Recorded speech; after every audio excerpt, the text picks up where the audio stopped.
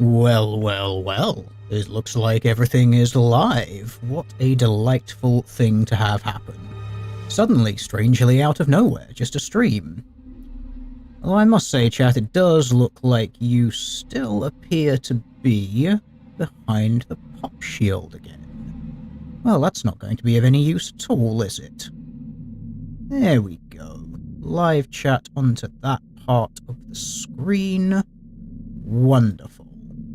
Now let's continue our merry old tradition of complaining about YouTube Studio every single time we start the stream, because it doesn't fit there. Okay, live. There are people. And the stream settings and analytics and overall stream health appear to be excellent. Wonderful. But that does mean that chat has disappeared again. So let's put you back there. There we go. Hello, chat.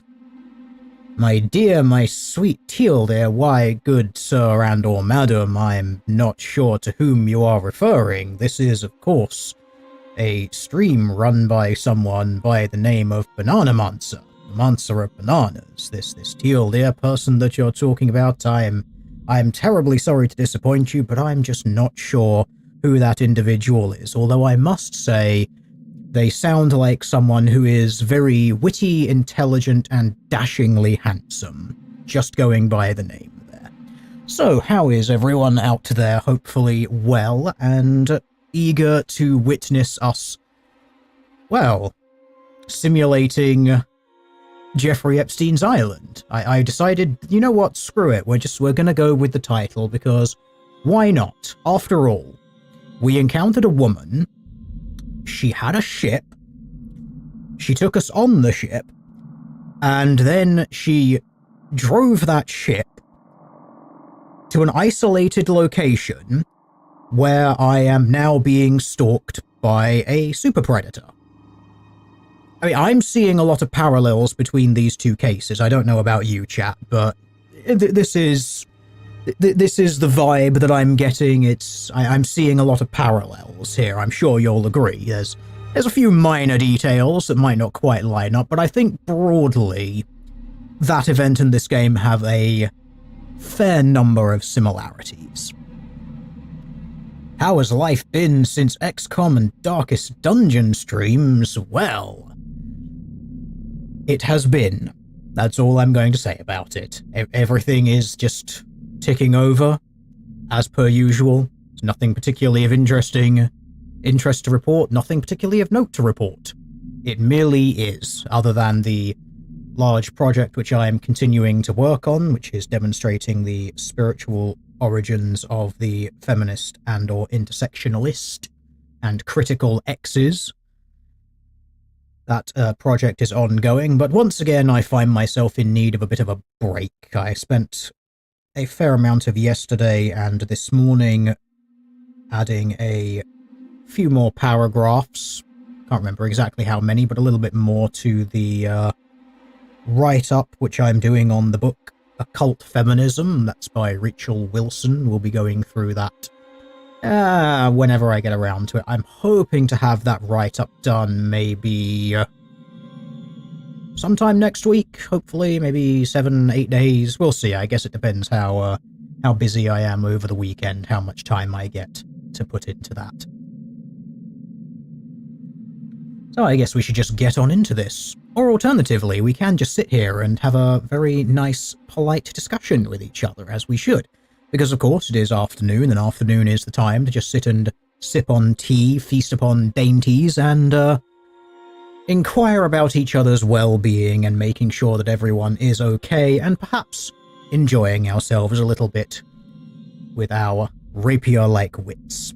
So, let's get on into this.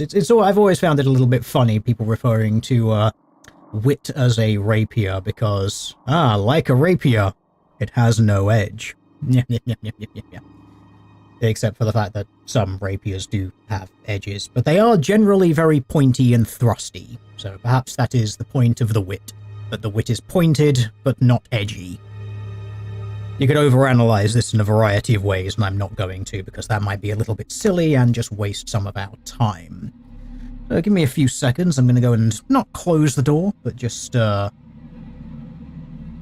pop it ajar a little bit so that kittens can come and go as they please throughout this stream, but it should improve the audio quality a little bit. We'll have a little less reverb, perhaps.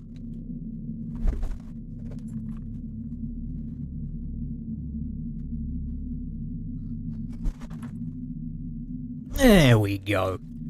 Something I probably should have done before starting into the stream, however, if I close it too much, it just becomes an absolute furnace in here, so keeping that door closed for a shorter amount of time is ideal. Alright, let's quickly make sure we are in the live chat. Yes, we are. Wonderful. So I think we're just going to continue where we left off last time and, well, see if I remember what was happening, the whens, the whys, the hows, the forthwiths, and verily and thus and so's of the occasion. So, last I recall from all of this, we met our slightly shifty Scottish man who taught us one of life's most important lessons.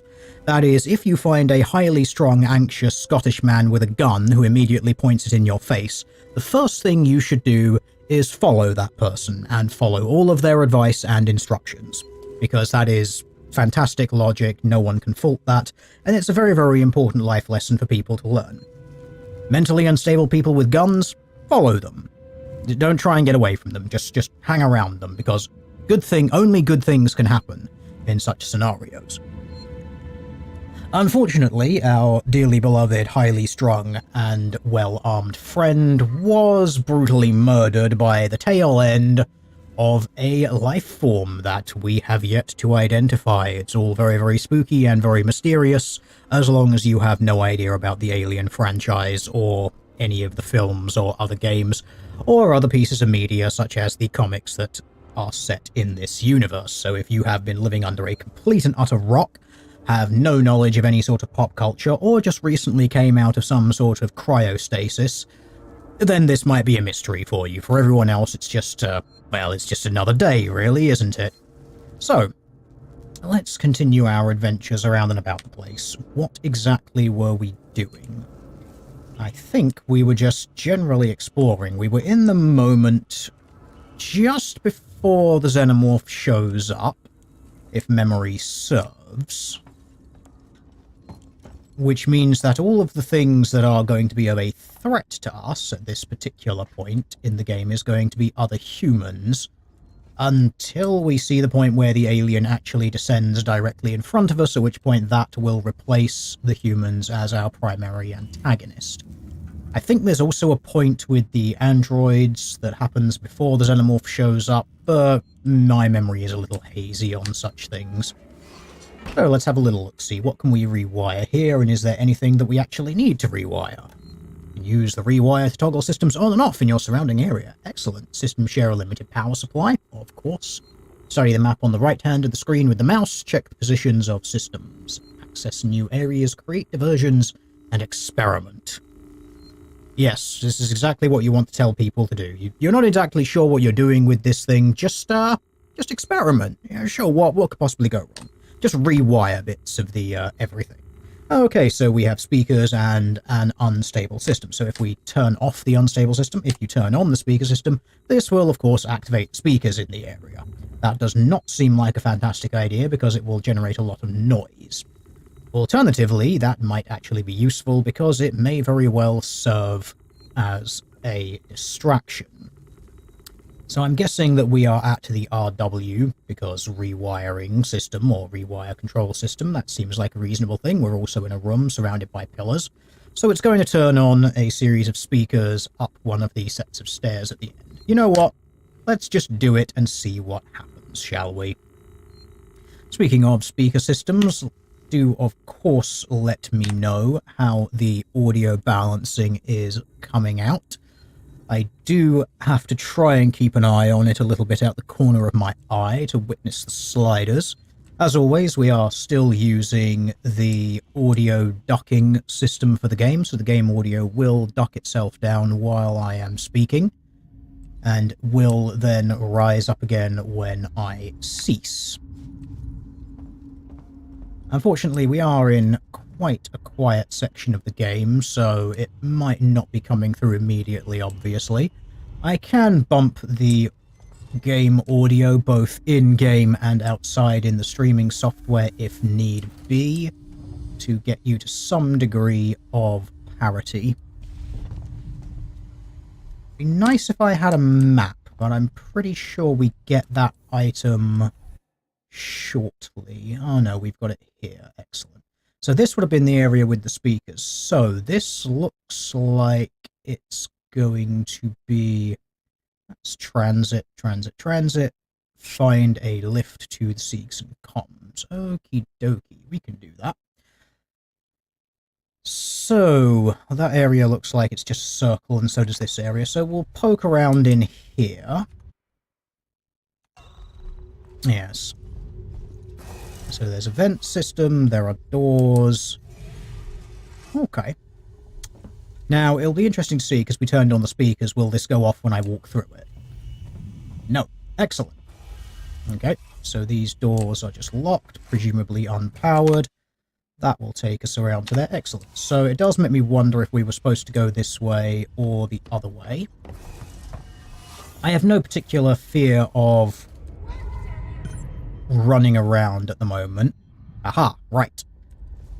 Because, of course, humans are the only enemies that we're dealing with at the minute, and we do, of course, have our very fancy, bouncing, stotty, silent walk that just makes you float around and about the place that is completely silent. We will, of course, attempt to make ample usage of that as we go. Ah, as someone in chat is asking, is your black anality video still available somewhere? That was amazing and you miss it. Yes, indeed, that does still exist. You will find it on the various alt-tech platforms that I inhabit, one of which is Rumble, the other of which is Odyssey. It possibly might also be on BitChute and will almost certainly be linked on my Minds page. You can locate all of those on those various websites by frequently using some variation of /tealdeer. Who, of course, I have never met, and I don't know who that is. It's just an odd coincidence. I've been told that I sound very much like that incredibly handsome, witty, and intelligent gentleman by that name, so I can only assume that people have drawn an unfortunate connection there, you see. But, yes, that's where it is. Or some of them may or may not be on those platforms because live streams didn't always go across when they could or should. Some of them I've had to upload manually, individually. That is one of the ones which I do very frequently like to upload manually because it is one of the more amusing ones that I've done, but it's also actually one of the more informative because it shows you the relative insanity of the far left academic sphere, just the academy in general and the infiltration that it's undergone in recent years. And it really shows you that the insanity that you are experiencing is, well, a feature and not a bug. Right, we will commence the crouching here because unfortunately humans have eyes. They don't... Ah, yes. Because unfortunately humans do possess the ability to see things and not just hear you, which is a minor annoyance. But we can climb into the, as chat has called it, butthole vent, which is very tasteful, I do agree. There's one of the things that I did always like about the alien world was the designs of these little bits of technology, just some very interesting ways of doing it. Irises like that open and close, they're pretty cool. You can actually get a series of guides for drawing circles for things like woodwork and machinery work that operate on a similar spiraling lens sort of construction. They're quite useful. A little over-engineered for the purpose, but very, very cool, I'm going to say. So, we do have to find our way into the room and through with the people. This is probably going to entail attempting to dodge things. Dodging gunfire, perhaps not the best problem that we can solve, but we can go about it. We did check all of those places around there to make sure there was nothing of interest. Okay, I guess we're just going to go into the lobby. Let's see if we can sneak our way through. But we may just have to sprint our way through anyway, depending on how much these people try to shoot us. I think the gunshot that you receive is scripted there. I don't remember, though. Alright. Engage the silent walking.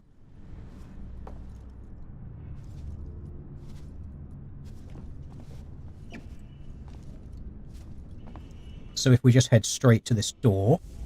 Ah, yes. Our access journey. Yes, so I think the gunshot that she fired at us was scripted there.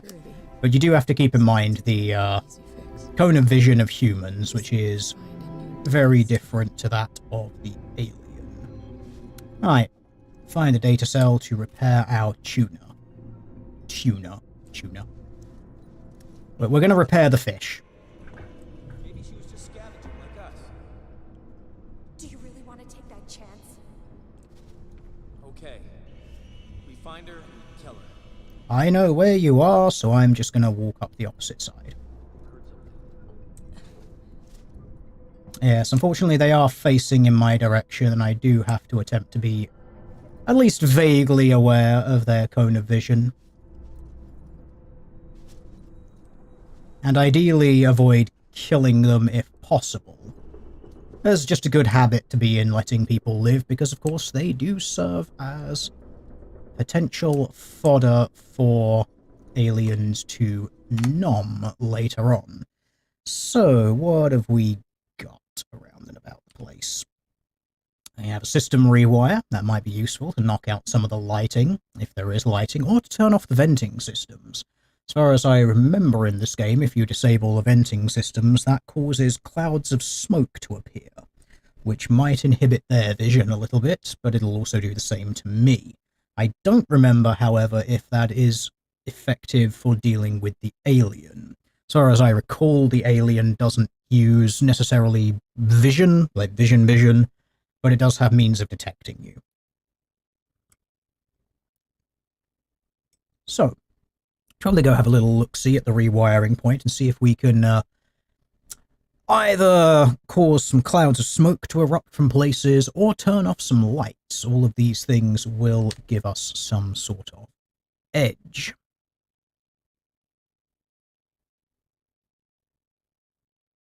Ah, you missed some of what may have been your response to the question as a result of terrible internet access. You got the gist of it, thanks. Oh, well, okay, you can always go back and re-watch that section.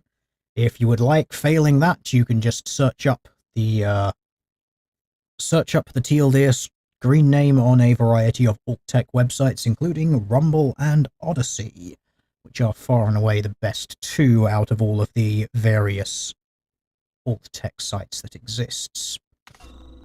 Yes, indeed, chat. Rewire circuits to make some noise. We can do that, and we are probably going to. Right, they're not in this particular area. Let's have a little look-see at what we've got.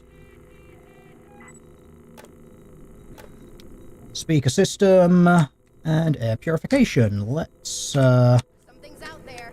turn that off. How very rude of you. Yes, so apparently you can just get shot while you're using a console. That's completely understandable. A little annoying that you can't back out of it, and that getting shot apparently locks you in. Also, very interesting that they did not have a death animation for when you were using that console. That's a little disappointing, because this game's usually quite good at having those in the game. That's a shame. Because there are times, it might just be because of the, because it's human, as opposed to the xenomorph kills, but when the xenomorph will kill you at the, a variety of points like that. Stay back. Yeah. Okay, so there's the, Guys, over here. yeah, there's the scripted gunshots, which won't do anything to you. That's fine. I'm gonna go grab your tool, and then I'll head off in the opposite direction. And we'll do the rewiring, maybe a little bit quicker this time. The elevator's security. Circuits are fried. Easy fix. And that way we should be able to block off some vision from these people. Or we can just completely ignore it and go around the other way. I think we just need to head into the office that's up there. Probably hanging out in the middle of nowhere might not be the best thing. This way. She was downstairs. You don't remember death animations from humans or droids? Oh no. Yes, I think it's because they are some of the lesser used antagonists throughout the thing. They simply may not have bothered. You didn't see nothing, sir.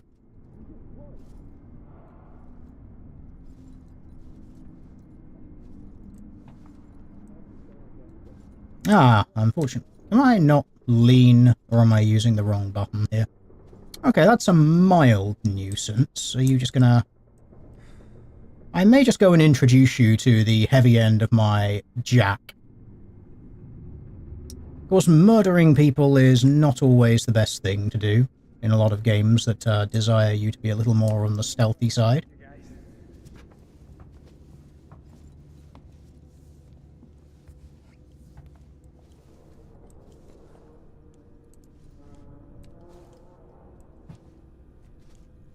Shouldn't have done that back. Alright, there is that guy down there still.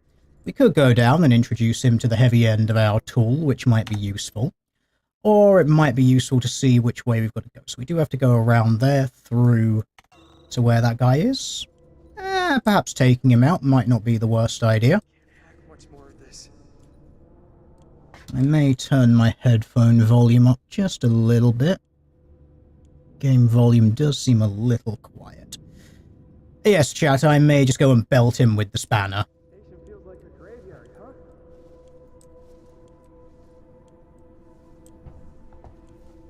He is alone down there by the looks of it. There doesn't seem to be anyone else down there. We could try and make a little bit of noise up here, just whack the wall with the spanner. Sometimes that does bring things around because you're making noise. Now, if he's going to do the predictable video game pathing thing, he will come back up here and then into this room. Of course, there's a possibility that he may not be doing predictable pathing.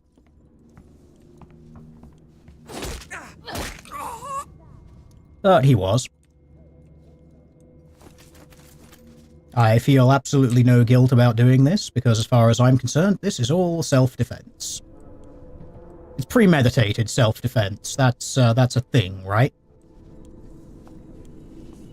It's self-defense when you just sit and wait for someone to come near you and then you clobber them with a heavy object, right? That's how it works. You know, the law covers me in those scenarios. I'm pretty sure. Yeah? Yeah, I think that's how it works.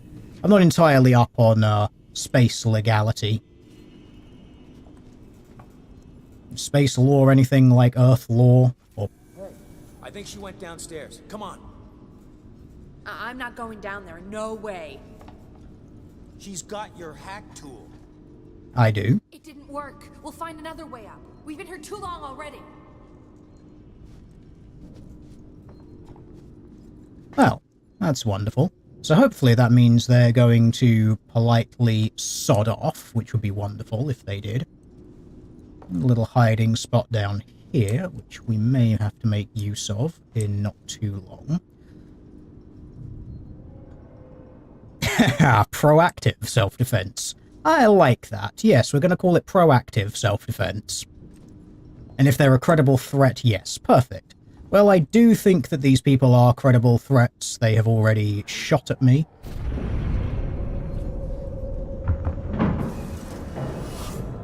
Well, okay, so someone just went sprinting by there. We got a suitable music sting to let us know.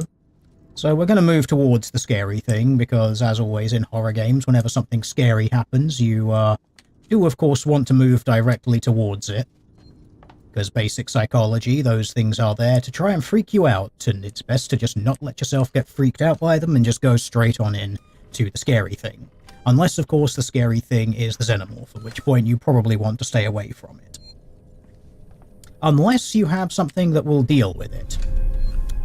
For the record, this revolver, which, I've got to say I do quite like the look of, very nice and chunky, that will do absolutely nothing to the xenomorph. They do not care at all about your bullets. The only thing that will deal with the xenomorph in any sort of manner, driving it off, is the flamethrower. And I've got to say, the, Yes, thank you, game.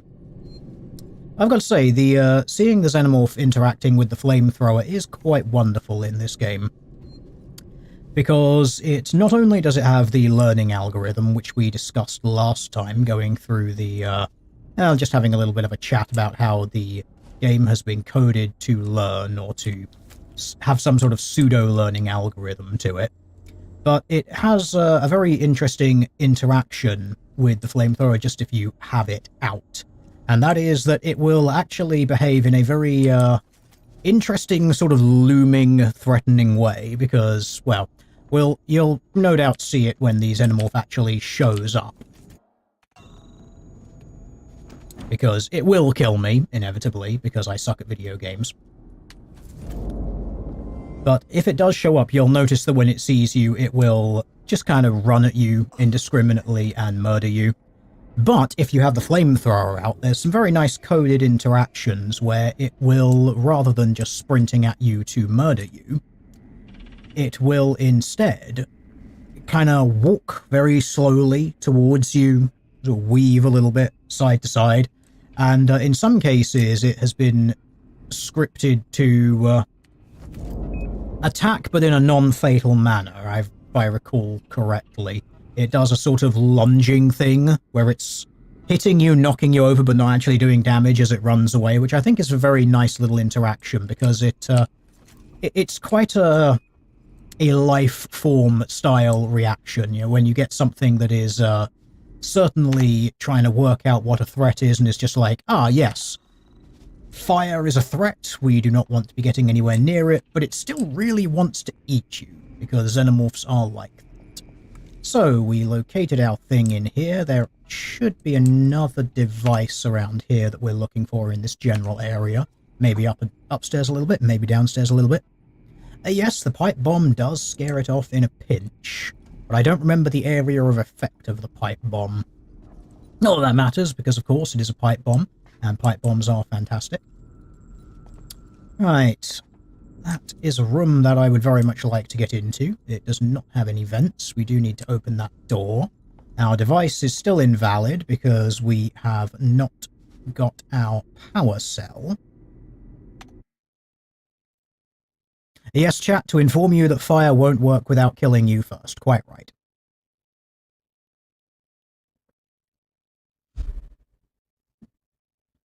It's a very interesting way that they teach you things in the game. I've always found it quite interesting how game developers put little moments like that into games to sort of show you how things work. But it works in a way that is mechanically suitable for the game that you're engaging in, and also works quite nice diegetically as well. Oh god. The flight recorder. Ah yes, the important thing that we're here for. We can now leave. What? With absolutely nothing bad happening. No. Oh no, the windings aren't working.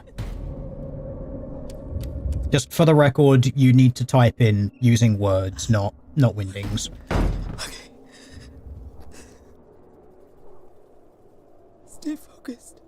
Alright, Unauthorized access detected. Security lockdown initiated. excellent. Wait for security check. Right. I seem to recall you being able to move these around for some reason in the game. These are moments where you get these archive things, which are on the wheels, and you are able to move them. Yes, like this. could just move them around the place. I don't remember why. I can't remember if it was to get an item or to get a vent. Yes, winding OS, chat, I know. It's really quite awful. There we go, that's a glowing thing. Glowing things are normally good. Excellent.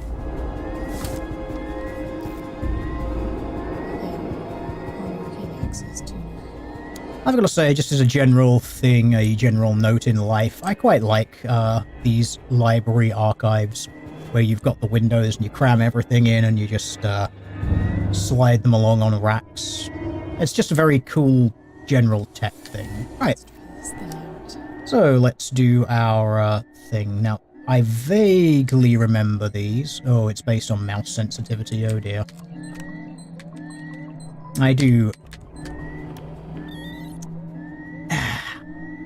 It's not dislike some puzzles like that where they're a little bit silly, but yeah, I'm always kind of hit and miss when it comes to like hacking mini games in things. All right, since we are dealing with humans in this, we do have a revolver up there. Why are you telling me to build a med kit? I don't want to build a med kit. Oh. The game seems to be very confused with the mouse. That might be because we're in a windowed mode. That's going to be a little annoying if I can't manufacture anything else.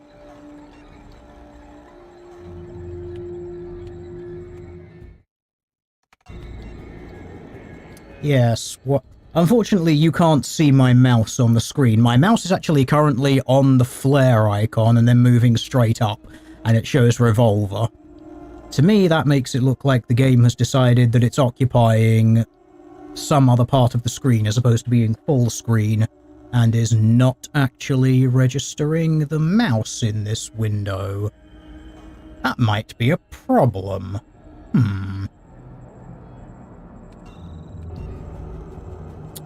That's a nuisance. Is there any other... Might I have to do the incredibly annoying thing where I plug the game controller in to only use the game controller for this menu? Perhaps. I've got to say, this is one thing which does annoy me a little bit about some games, where they effectively railroad you into controller usage. It's, well, it definitely is something to do with, interface design, where you can tell the games were very much designed for one particular input method, and in this case that input method being controllers. But the thing is, the controller, although plugged in, is not turned on, so it shouldn't be misreading that as part of the input.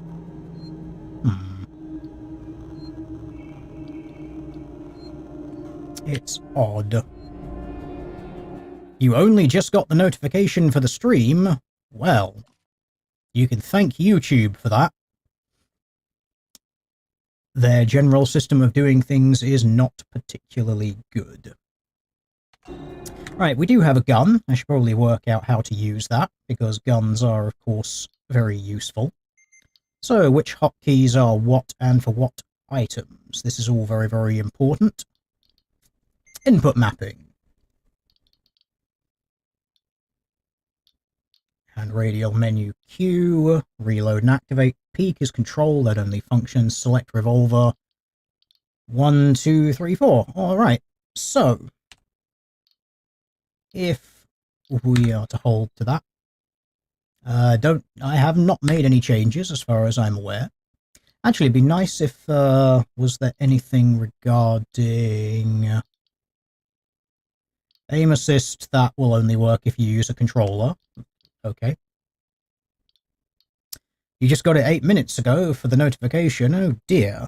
Well, that's not in any way useful at all, is it? You can thank YouTube for their general ineptitude when it comes to pushing any sort of notification. It's a little annoying that we can't do this. Yeah, no, we seem to only actually be able to select 2 things with this. That might be something to do with the Resolution. Let's see what the resolution is working at. That's not the full screen resolution. Why have you decided that that's the full screen resolution? Game? Why would you... Why? Please don't be silly. Okay. Yes. Yes, I would like that to be that way. That would explain why the mouse is not being detected exactly where it should be on the interface, because it's being drawn on a screen of completely differing dimensions to what the screen actually is. Silly game, don't be silly. Right, I would kind of like to be able to walk around with my revolver out. Ah. So, tapping the one button does not do it. It is, in fact, the mouse button to do that. To hold it out, and presumably the left click will then be to shoot. Wonderful. Now that I've worked these things out, we can go and commence our murder spree. And murder sprees are very important. How are the cats doing? Is Bubba still locked up? Why on earth would Bubba be locked up? That has never happened, apart from times when she's needed to visit the vet, which is basically never, because my kittens are very healthy. Yeah, no, she is fine. I have another very helpful cat who just has decided to stand up. Because this stream, chat, I should probably have informed you a little bit earlier, this is a blessed stream because there is a cat on this desk right now laying asleep behind my keyboard. He has just decided to stand up and have a nice big old stretch vertically, which of course means I can't see most of my screen now. He's doing some circles and has resettled in exactly the same position that he was in before stretching. So, thank you very much for that, cat. You are, in fact, the most helpful boy. So yes, if I ever randomly hit the escape button to take us to a menu like that, that's probably because a kitten has decided to stand up and be helpful. Give me a break. No. No breaks. Alright, let's see where we are. I assume we have to go upstairs. There is a computer back here, though. That will now be active, so we can check that out. Ah, low power. Regrettable and annoying. Yes, chat, the cat god has blessed you. There are no cat cams. No, of course there are no cat cams. You're just going to have to take my word for it that there is a cat here. You have to trust me. I wouldn't lie to you about the state of the cats, chat. As you see, kittens are very important.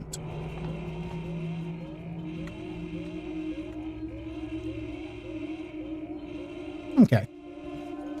Yes, I've got the lean down. Okay, very nice. Very nice. Right, let's head on into the tech workshop and see what there is. What is the current cat counter? The current cat counter is the same as it has always been. That is 2. Because believe it or not, I am not a crazy cat man who just keeps accumulating cats for no reason whatsoever. They show up as a result of being rescued from various places from which they need rescuing.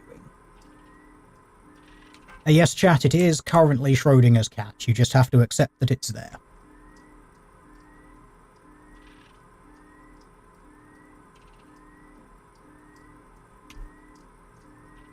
Chat, I can definitely assure you that I do not joke when it comes to cats. I am not too polite when it comes to cats. That is actually what the cat is doing. Because, you see, if I mention that the cat is doing something interesting, then chat quite enjoys it, because everyone enjoys cats. Right, now... was this the room where the xenomorph shows up? I believe that it is, because there is a hole in a ceiling, and I seem to recall that it spawns in during a moment of something interesting happening like this. Like, you press a button to deactivate the safety thing, and then the game's like, oh, you thought you were going to be safe. Well, as it turns out, no. because bad things are about to happen. Because things will always go from bad to worse. You are not allowed to have nice things, nor are you allowed to have a particularly nice nor stress-free day. Yes, chat, I could actually have a cat mic, but that would entail us using the same microphone. Right, hack the lift. Yes, we need to go and do that, but we need to deal with the security thing first. Facility control. That's probably a good place to go in order to control the facility.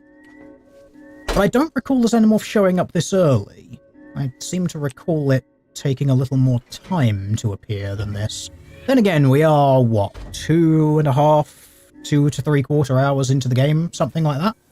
So it should show up fairly soon. I think you get... I can't remember how far you get into it when it shows up. Yes, the security lockdown is in here. Wait.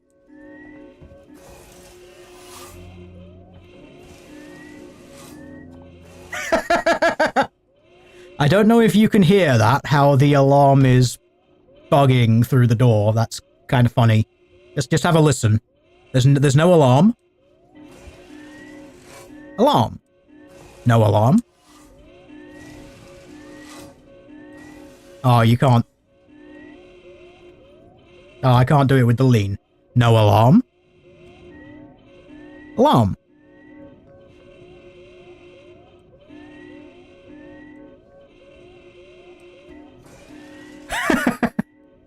I don't know how well that's coming through on the screen. That amuses me. I don't know if anyone can tell, but, you know, I take these games very, very seriously, and I'm not just dicking around and doing things that are a bit silly for the sake of doing things that are silly.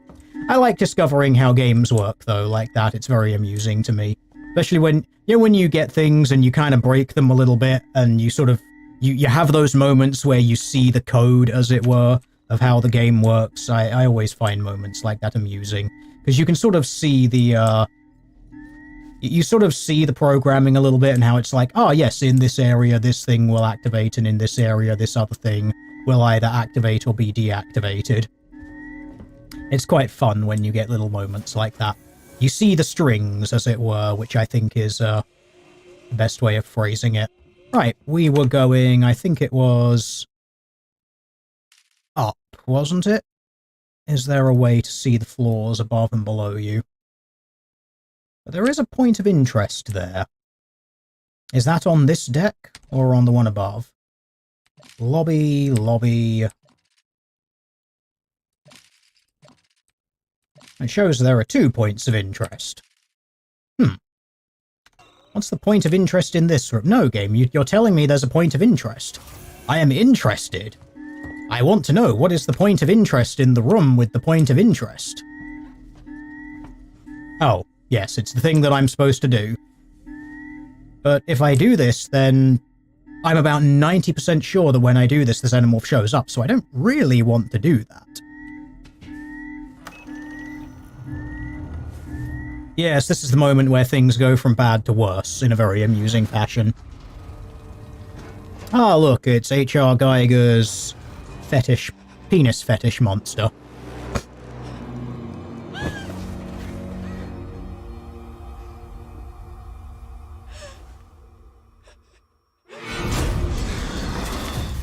A kitty GoPro? Well, you could have a cat GoPro, but that would just cause a series of problems insofar as that would entail me having a camera in here. And that camera would have to be pointed at the cat. And then I'd have to have a camera basically where I'm sitting on a tripod to look at the kitten.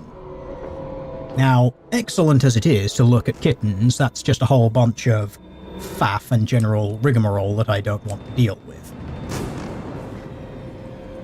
Right, so that is our primary antagonist for the game, having shown up. This now means that you have to be very, very aware of any and all vents in the area, because they are, of course, now likely to be prone to having something that you don't particularly want to pop out at you, popping out at you. You can tell, if memory serves, if the xenomorph is in any particular vent, mostly the above ones, because, such as that one up there. The reason that you can tell, as far as I remember, is that there are little puffs of, like, smoke coming out of it where the thing is breathing in there, which I think is how you detect whether or not it's inside one of those vents that are above your head. You do have to be aware of that, because unfortunately when you just walk through corridors, it may very well decide, oh, that's quite a delicious little edible morsel snack that's walking underneath me, and I'm gonna have that, because it's free. And then you just hear a very, very cute little yum noise, and you get a game over screen, and it makes everyone very, very sad.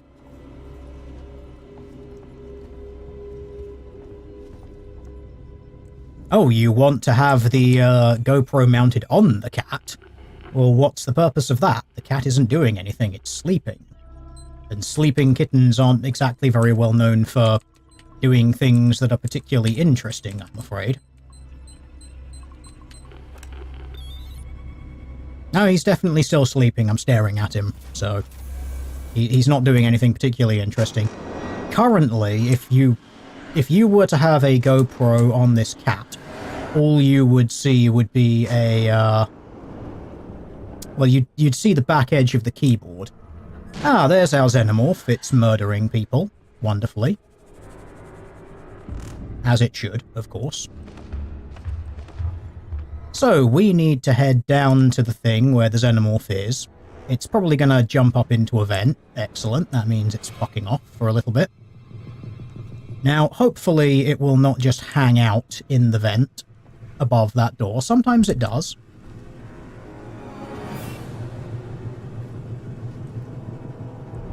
Now, there's no drool there. That's normally a good sign that you can just walk straight underneath it and be okay. Now, there is the potential here for us to get the very, very cool death animation, which the game uses for xenomorph kills when you're activating consoles like this, where you just kind of have the alien tail appear in the middle of the screen, coming up from the bottom of the screen to represent that it's just stabbed you through the midsection with its tail. It's very cool, by the way. It's a very nice little death animation. But yeah, they didn't put a whole lot of death animations in for other things, but the xenomorph did get some of the very cool ones like that.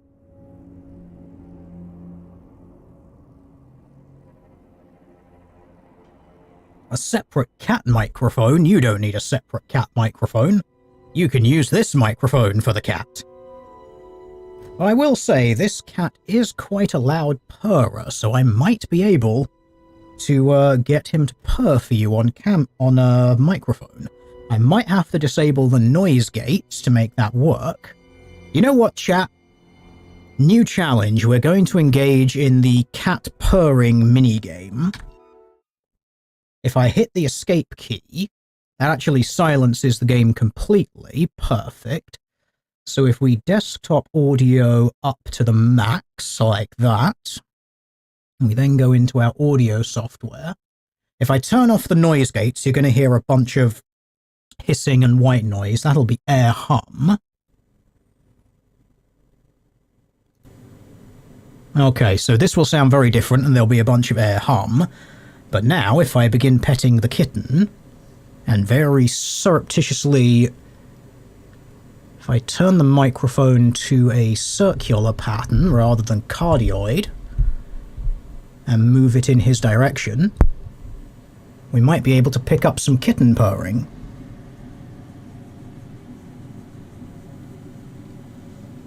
Or are you too interested in the fact that the microphone has moved?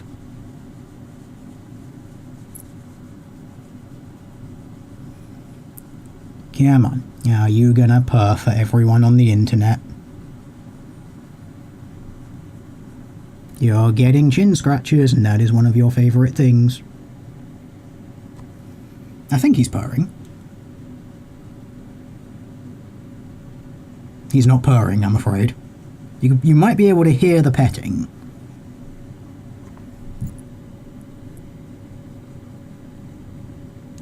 Come Come on, you are the loudest purring cat I've ever known. Why are you not doing it?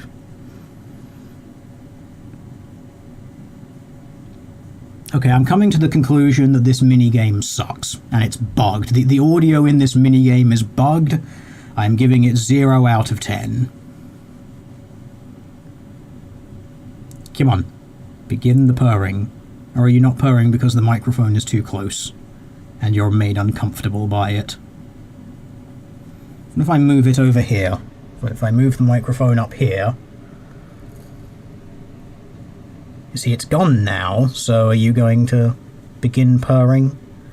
Or are you too tired to purr loudly?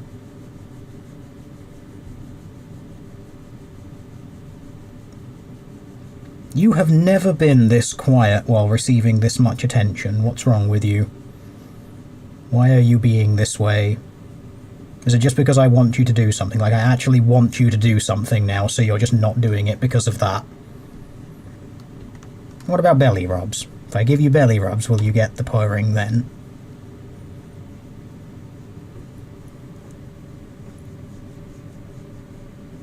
No, you're still not... Why? Why are you still not purring? Why? Why do you do this to me? Why? You're not helpful. And you are supposed to be the most helpful boy, because you help with everything all the time.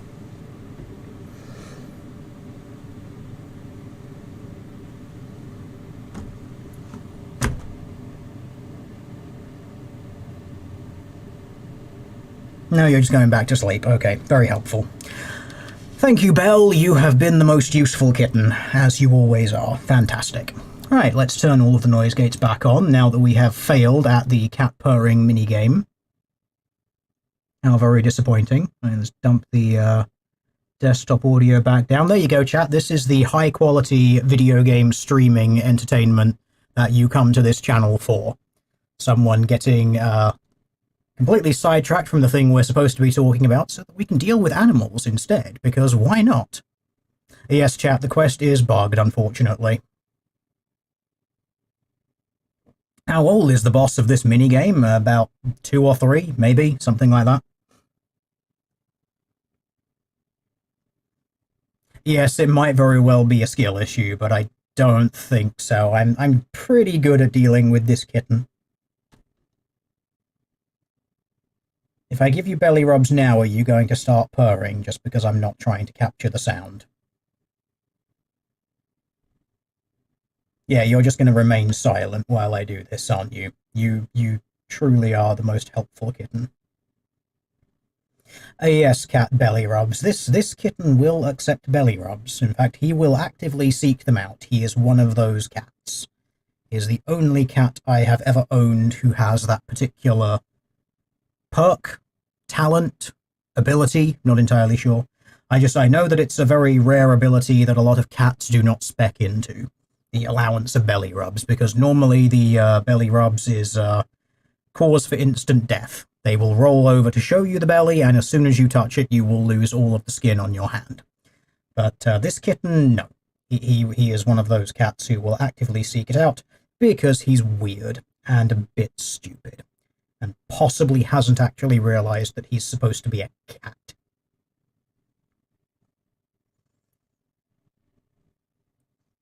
Is he a shoulder cat? No. And even if he was, he's too fat. Right, let's continue on with the thing that we're supposed to be doing. I think we've got the audio balanced for this game. But there we go, we have successfully failed at the objective of cat purring noises. I apologize for wasting your time, chat, but I think it was necessary. Amanda, Ripley, I need your help. Please take a seat. Someone will be with you shortly. No wonder Seegson is losing the tech race. So you get the big picture. Right, so now that we've had a little bit of dialogue that you can actually hear properly from someone vaguely close to you, you can also now let me know about the audio balancing. I just want to check, did I turn the global noise gate back on? I did. Haha, yes, I am the most professional person. Yes, I am fat-shaming my cat because he's fat. I mean, he's not actually... Well, no, he is fat, but he's also quite a large cat anyway. Yes, chat, chat and cat. These are two things I don't want to talk to. Yes, thank you, game. I am aware of how these things work. We have done them before. Alright, let's power up the door access. We don't need to do anything else. But we're going to make doors work, because doors working seems like something that is very useful. Because that means we get to open them, and close them, and do other things with them.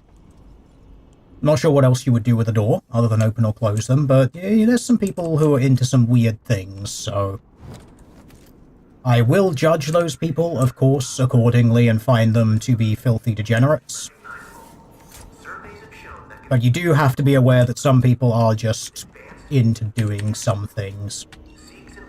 Right. Do we have enough stuff to build flashbangs? We do.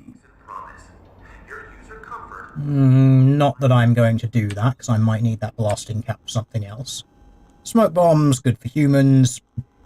Medikit's only good if you take damage. And you can't craft revolver. I want to craft revolver. Let me craft revolver. It will be completely useless, because it does nothing to the xenomorph. But it does let me murder humans. It's also of limited use against the androids when they begin to serve as the secondary antagonist in this game. Now, as far as I'm aware, after the immediate introduction of the xenomorph, it actually goes away for a bit. I'm pretty sure. So I don't think it actually shows up here for a while. I think it decides to take a little bit of a holiday and go and have a bit of a lie down in a quiet place for a while. And then it shows up again later.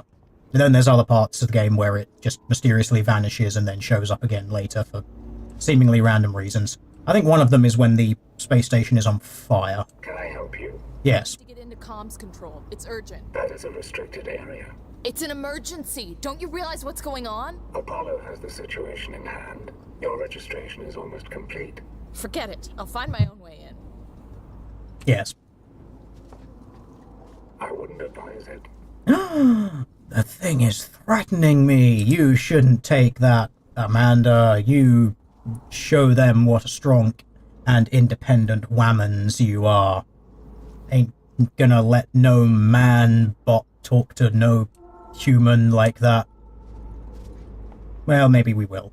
But we get to walk away in our hoppy, skippy manner, which is very funny and amusing, and will always be for me. Because I am, if nothing else, easily entertained. Is the cat part Maine Coon? He is not part Maine Coon, but he is a long hair. I'm not sure if long hair cats have any particular Maine Coon relation. I think they were bred separately. Low power? Oh no. Well, we're going to have to deal with that, aren't we? By rewiring everything. Yes, chat, we should absolutely sass the robot. It will definitely help. Alright, let's just turn the lighting off, because why the hell not? And turn... we could just turn everything off. Why not?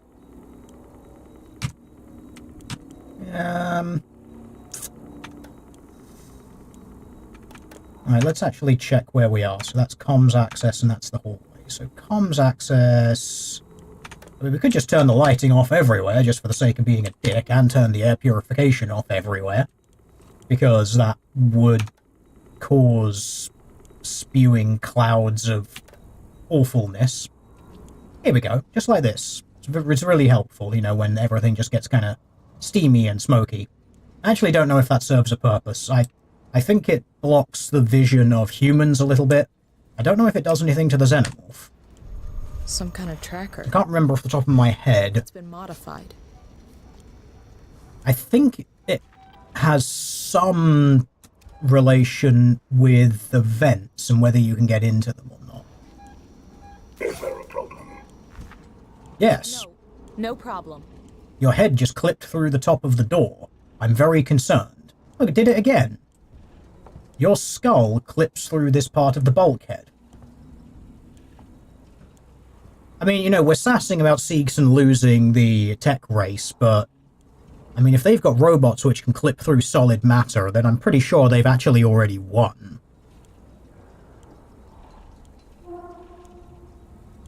cat minigame comes up and the audience increases by a factor of 1.5. Ah. Yes, you see, chat, this is why we have to talk about the cat and deal with the cat, because, well, people like cats, and this is the internet. And the internet is just a series of tubes full of cats. Right, let's see what we've got around the place. A bunch of locked doors, which we can't do anything about yet. There's another rewire system around there, which is going to be useful. There are cutting points. Okay. Because we will get access to the torch. Either the ion thing or the plasma thing. I do not remember which. But I remember they come up in not particularly long.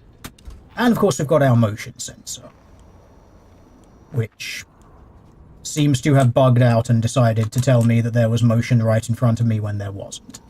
Yes, you may remember this from the Alien films. They're really cool. They show you the little beepy things on there where things are, which is kind of cool. A slight downside of this device is that it does make a noise, and therefore the xenomorph can find you if you just walk around with this thing out all the time, especially if you're using it to track it and you get a little too close, because it does beep. I've got to say, I do actually quite enjoy the fact that you can right mouse button on this to change the focus. One of those nice little details. Like, there are details in games that I like and ones which I don't. Hacking minigames are one which I'm a little less fond of, but things like this, it's just cool, you know, rather than having everything be in focus all the time, just allowing you to pop in and out of focus on something that's close or the surrounding rooms. This does make me wonder in the future, because obviously we have depth of field filters and abilities to do things like this in video games and 3D animation. It does make me wonder if we're going to, at some point in the future, actually see video games that do things like simulating short-sightedness or long-sightedness. Because I think that would be quite interesting to do. Like, I don't know if you could, say, base an entire game around it. Like, I don't know how, you know, if you could do, like, an entire game built around that mechanic, but it does seem like something that you could work into a game somewhere, somehow. People being nearsighted or long-sighted, and therefore having things at certain distances being blurrier, like this. But you could do it selectively, so it's like up until this particular distance it's visible, and then further out it's not. And you could possibly find ways of making that into... I'm not sure how you'd go about putting that into a mechanic in the game, but I'm pretty sure you could find a way to make that happen. Like I said, I don't know how you would get it into a game as like a main mechanic, because it probably wouldn't be a main mechanic. It would probably have to be like a secondary or tertiary mechanic, just as how you interact with the world around you. But I think you could find a way of making something like that happen. It would definitely be quite interesting. Right, we were doing something. Yes, make my way to comms control. That's what I was doing. Yes, there is a dude in there, which is what the motion detector is doing. The little ring around the end does point you vaguely in the direction of your objective, so I should probably go and do that. Yeah, we're going to run around because it doesn't actually matter in this bit. You can't be murdered until the xenomorph shows up. Or humans, either way. Yes, that mechanic might already exist somewhere in some sort of indie game. Somewhere. Inevitably it will be used somewhere, it's just not something that I'm aware of, and I do think that it would be an interesting thing to just make use of. Because we very clearly have the ability to do it. Alright, do we have anything? We have actually maxed out quite a few items. Might be interesting to try to, You've got bonding agent and SCI injectors. It might be interesting to try and, build some things.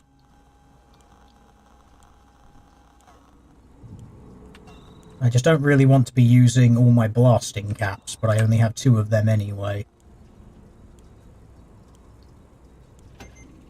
We could make a med kit. That uses stuff that we have in abundance. Okay, I will build it. In fact, I might make 2 of them more just to free up. Actually, no, because that's going to use quite a bit of my compounds. Smoke bomb doesn't use them. A flashbang doesn't use compounds. I'm just kind of mindful of using too many things. But leaving stuff behind in the environment is also not beneficial either. I would rather craft things and be able to make use of them, rather than, say, just randomly leaving things in the environment, because that's not going to be helpful. Right, what were we doing? We were attempting to make our way to comms control, yes. So, was there anything in this rewiring that allowed us to do that? Is she a woman? Well, that's an excellent question. I'm actually not sure. I would assume that Ripley in this game would in fact identify as one, but I do not know. I can't tell you, chat, and of course we don't actually want to make any presumptions here, do we? We'll turn the air purification and the lighting back on, because might actually help me be able to see where the bloody hell I'm going. And was there anything in here that might indicate what I need to do? Utilities, door access, override the doors. There we go. Light and doorways. All things that we need so that we can actually achieve the objectives that we're aiming for. So we're going to go up. Let's see what is a... Thank you, game. Yes, let's just go up, and you have apparently not collected the maps for those areas. It's a mild annoyance, but we can deal with that. It'll be fine.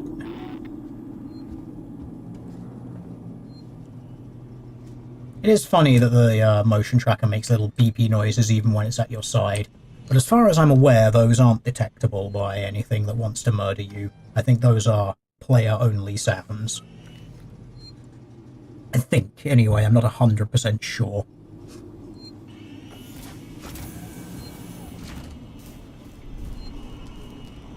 Yes, I was about to say, I could have sworn that I turned all the lights on in this area, because being able to see where the hell I'm going is useful. I'm also not 100% sure if lighting affects xenomorph detection. Things that should probably be looked up, ideally before you play the game, actually understanding how it works.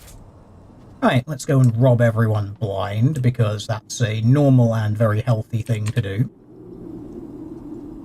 You know, stuff goes wrong, everything starts going sideways, just, you know, start robbing people. Why the hell not? Yeah, no, we probably shouldn't turn on the radio. I didn't realise that was a radio, I thought it was a suitcase.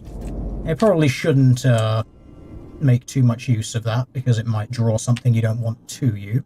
Right, noisemakers, let's see if we can make any of those. Charge packs, sensors. Ah, that will enable us to make use of a sensor. I am actually going to craft one of these because you can use it to distract the xenomorph. And that guy is going to show up soon. I have dim memories of the xenomorph being around here, and this room in particular. I don't know why. I think it might just be because the thing showed up and I just ended up basically crouching in this room for ages, like, go away. Why are you still here?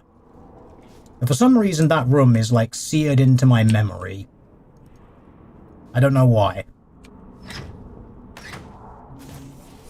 It might be to do with detection.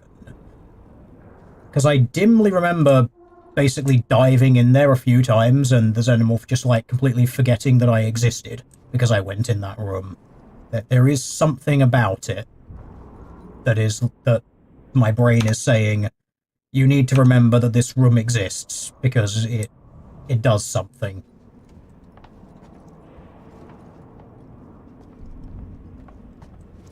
Of course, I might be just remembering a later point of the game, I don't remember. But like I said, 9 years since the last time we did this. Right, comms control, we should go and do that. We've robbed the wreck areas blind, which is what we absolutely should do.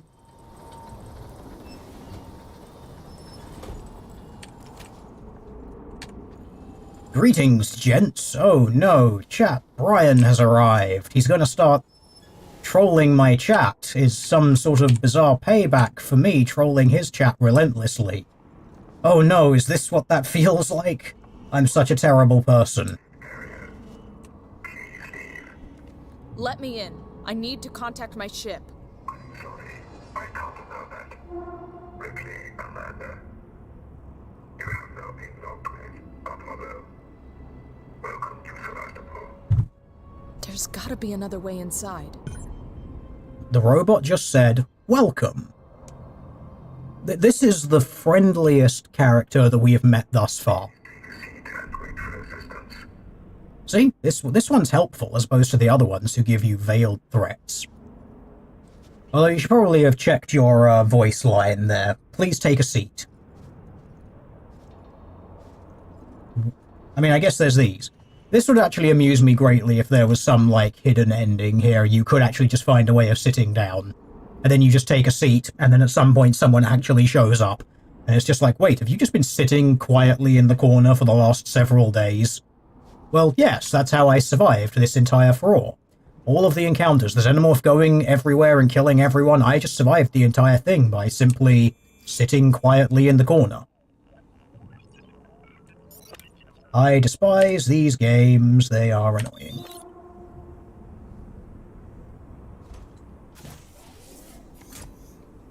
There's a new DLC character, Yu Fuganami from Diamond is Unbreakable.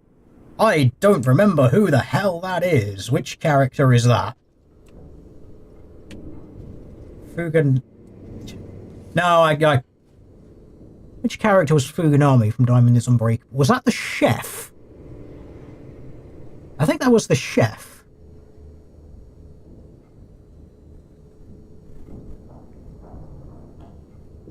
No, hang on, No, my brain is thinking and not doing a very good job of it. Tell me which character that was, but I'm pretty sure that was the chef. But yes, I would like to know, and I hope you're going to start streaming that so that I can come and annoy you with dumb JoJo questions.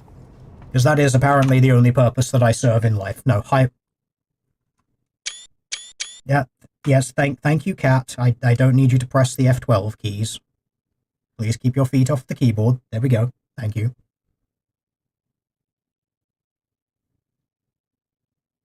No, Highway Star. I'm gonna have to look this up. This is gonna annoy me not knowing this. Right, the game should stay in that window. Right, no. Fuganami, right. Fuganami, right. Excess tab. Who is this? Oh, that dude. I completely forgot that that character existed. That shows you how much of an impact he made on my overall viewing experience. Yes, this is one of my major complaints about every single part of JoJo past Part 2. Is the number of characters, there are far too many of them, and I just forget who the hell everyone is. There are too many characters, please eliminate several. I much prefer it when it's just a smaller cast of characters dealing with consistent things. That is why I shall forever consider Part 1 and 2 to be better than all of the other parts. And I will fight to the death any person who says otherwise. Or alternatively, we can just be nerds about it on the internet and go, actually, and then just relentlessly go at each other like that.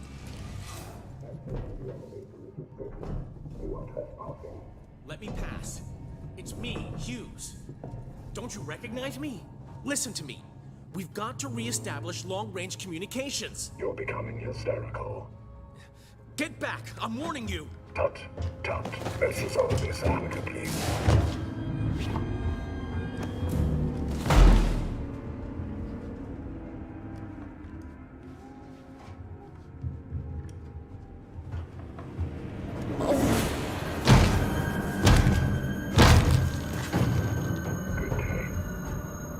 There has been a murder, chat.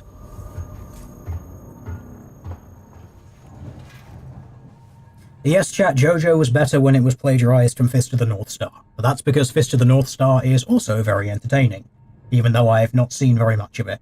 I really probably should actually watch through all of that at some point. I've seen a couple of episodes and was like, yeah, that actually looks like something reasonably entertaining. The thing is, I do enjoy all of the other parts, apart from part 1 and part 2, but, like, for very different reasons, and I am still salty as hell that, that the, magic system was changed halfway through the game. Halfway through the, series. It annoys me that that happened. And I shall forever debate people on that and point out that no, Harmon absolutely should have continued existing even throughout the Stand era. Because, if nothing else, it serves several very useful functions which would be good. Ha! I like that error message. Error. Invalid argument. Right, yes, this is a message for people who tell you that, stands are superior to Harmon. This computer here is giving you the response that you should receive.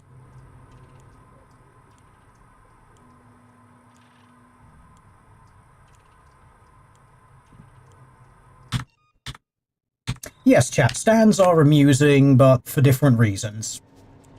The thing that annoyed me about it was just, look, why didn't you just start a new... Like, start a new series. Start a new comic, if that's what you want to do. If you're going to completely change a magic system, just change it. I don't see why you would want to change the magic system of your series so drastically like that and then basically never address it ever again. Especially when you... Especially when you come to realize that... Ah, yes, that robot will attempt to murder you because it's got glowing red eyes, which means it's evil.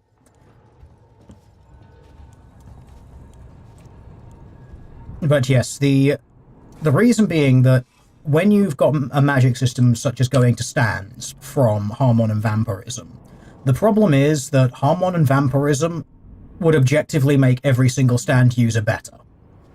Like, just, there is no doubt about it. And the thing is, by so desperately wanting to remove Harmon and Vampirism as magic systems, that's where you end up with the absolute bullshit, which is the ending of Stardust Crusaders, where Jotaro is just like, yeah, no, I'm just going to win because you pissed me off. I'm sorry, that's not an answer. You should have lost. Like, just objectively, you should have lost everything about that encounter. Communications hub seeks in employees only. This is Verlaine on the Torrent. What the hell just happened? Sevastopol! Any of our EVA Yes, stands are why we have Persona and Pokemon, and I will never forgive it for that. and are pulling out of Sevastopol space. Systems will be down while we repair. I can't say for how long. It's annoying because, like I said, I do enjoy stands and the change and that particular magic system. It is entertaining, but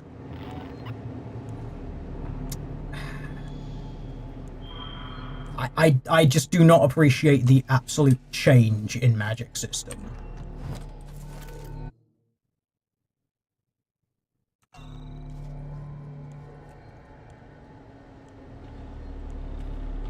Why should he have lost? They both had Zaweldo and the time-stopping stuff. Healing factor. Like, that is the one and only reason, is healing factor. And also the fact that, for literally no reason whatsoever, Dio completely forgot that he had vampirism. Because if you've got the time-stopping ability, like, you can... If you've got an ability that allows you to stop time, and then any sort of ranged ability whatsoever, you instantly win. Now, if you happen to have a ranged ability... Cat, I really need your head to be off the screen, because I cannot see this at all. There we go, thank you. So, if you had any sort of ranged ability and the ability to stop time, you win immediately. Now, that was already done with knives. It was attempted a second time with knives when it failed. Boy, if only you had something that moves a lot faster than knives and outputs a lot more energy, say energy comparable to several tons of TNT in the form of something that you can shoot out of your eyes. If only something like that would happen. Well, it did, but you just forgot that you had that ability.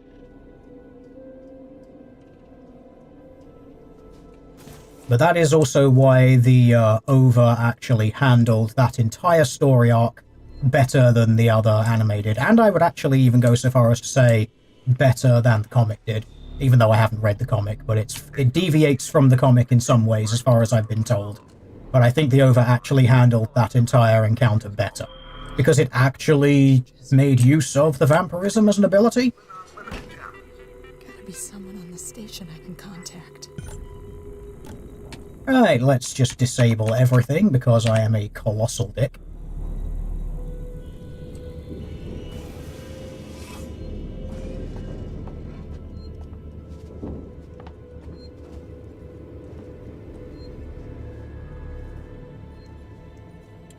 Part 7 brings back spin. Yes, I am dimly aware that this is something that exists.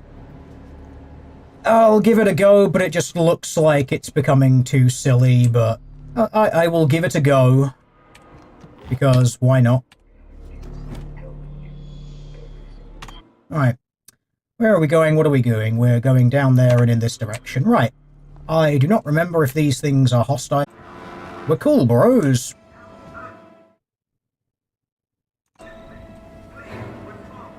This is the wonderful thing about enemies that just move slower than you. You just casually outwalk them.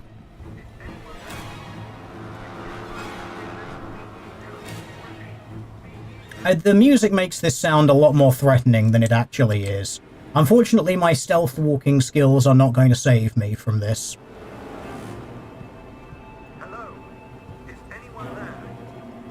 But I'm just disregarding enemies. We need help urgently. Please respond. We do have to eventually break their line of sight. Let's see if there's a vent somewhere around here. There doesn't appear to be. That's annoying. I might have to run a little bit. Oh, for... Hello? Is anyone there? If anyone can hear this... Oh, the threatening music has stopped. We need help urgently. My pathfinding is better than yours. Ha ha ha ha ha ha. Right, let's see if we can, this might be a dead end, so this might be a little silly, but I'm doing it anyway. We need help. Repeat. We Aha! need help urgently. Please respond. You can't follow me in here. Haha. I win. Yes, JoJo has always been a bit too silly, but it was silly in a way that was interesting and at least internally consistent, most of the time, and was a little less reliant on Deus Ex Machina bullshit. Do synths interact with aliens? Yes, but in a way that, as far as I remember, is kind of boring, because the aliens universe, the xenomorphs ignore synths because they recognize them as not being organic life, so they just kind of look at each other and then go their separate ways. I dimly, for some reason, remember that the alien might sometimes attack synths in this game, but I might also be thinking of a different game entirely. I'm not sure. But I think they just kind of ignore each other and go their own separate ways. Actually, I think I needed to be in that room. Let's go back into that room and see if the synths have decided to bugger off.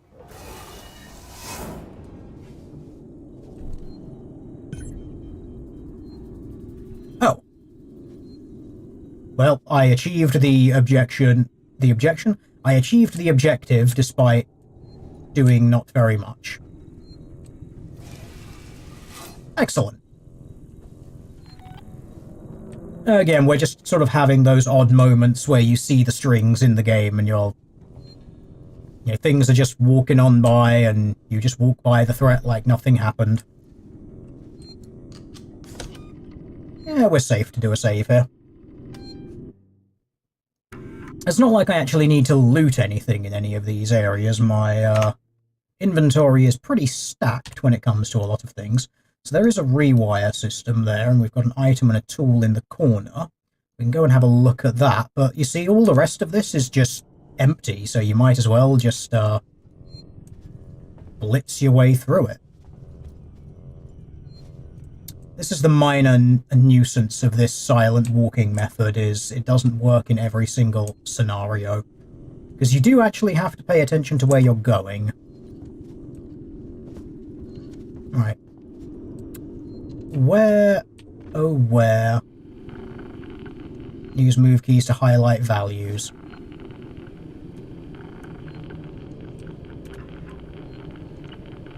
Oh, come on. Again, this is one of those minigame things where you look at a system and you think, how and why does this exist? But it does. Because minigames.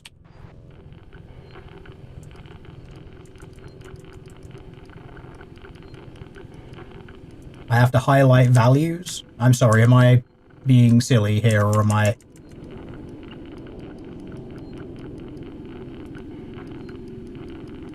What am I attempting to balance here? Are we doing the same thing? Oh, apparently we are, yes, okay. You would expect them to be somewhat at least... We're matching press move keys when the circuit is activated. Ah! I see, right, yes. That's a very old kind of puzzle. Samuels! We had those back in the Mega Drive days. Taylor, it's Ripley. We were getting worried. I made it! Where are you? We're at a transit station now. It's right by medical.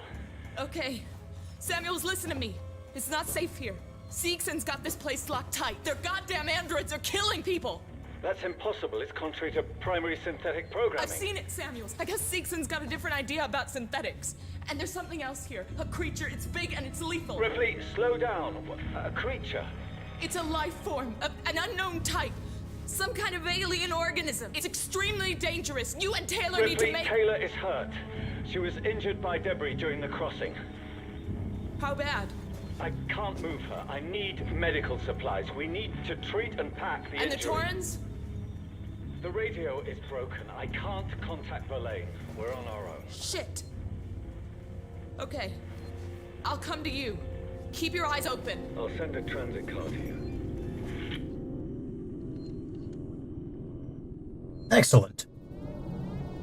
Yes, those particular puzzles. They're the sorts of puzzles that you get...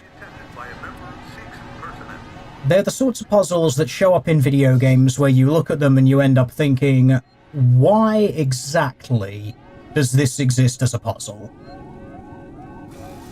And you sort of look at the system and you think, this was designed primarily as a puzzle first, not as something to make sense of. Okay, so we need to go through comms and get back to there. Okay, we could just walk past everything. I don't think I even need to go in this vent. I think this is all just, I think this is all just androids from this point.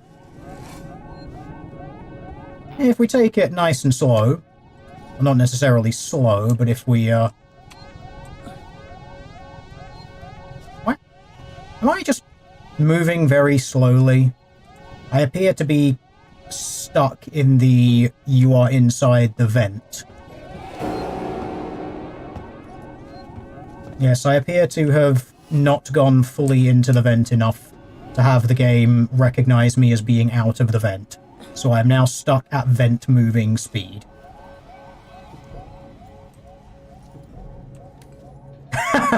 And now that I've gone into the vent again, it has applied the moving penalty for being in a vent again. Right. Okay, there we go. Right, so if I get out now... There we go, we've sorted it out. That was an unusual little bug there. The game was just like, You didn't go into the vent properly. Let's continue with the vent walking speed, even though you're no longer inside it. Yes, the game is not perfect, I'm afraid. It's not completely free of bugs and or glitches. You are going to do Alien Isolation, Resident Evil, and Silent Hill PT? Can you still get PT? Does that still exist? I thought that thing was no longer downloadable, because they've effectively given up on the Silent Hill project that it was advertising. GNR interrupt engaged. Stand by. Ah, that was the map. Fantastic. We need that. Right. Ah, you downloaded it when it was available, but never played it. You should. PT is interesting. It's an interesting experience in that it's that forever sort of looping experience. It's kind of cool. But, the fact that they attempt to integrate voice control into it is not fantastic. But if you're gonna blind play through it, you probably won't encounter that, because there's a bunch of secrets that have been added to the game as it was released. They like patched in a bunch of extra secrets, and some of them are the most bizarre.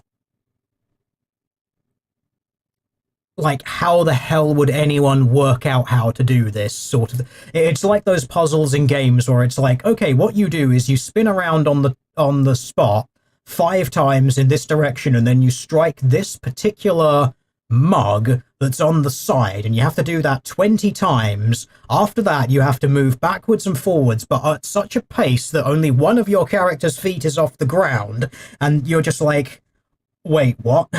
How the hell would anyone figure out to do this in any sort of organic way without data mining the files? But in the end, I think they were discovered by people just data mining the game to find out various interactions. But that would actually be quite interesting. I am interested to see which version you've got.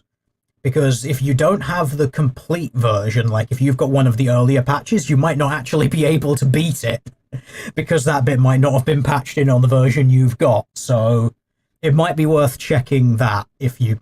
But I don't know, maybe it might also just be worth going through the incomplete versions, because it's still a good experience. It's still fun. But yes, I do agree. I am kind of good that Kojima ended up not making it, because Kojima is very hit and miss in some of his stuff. Like, some of his ideas are very, very fun and interesting, but he gets a little carried away sometimes and doesn't seem to have anyone who is willing to say...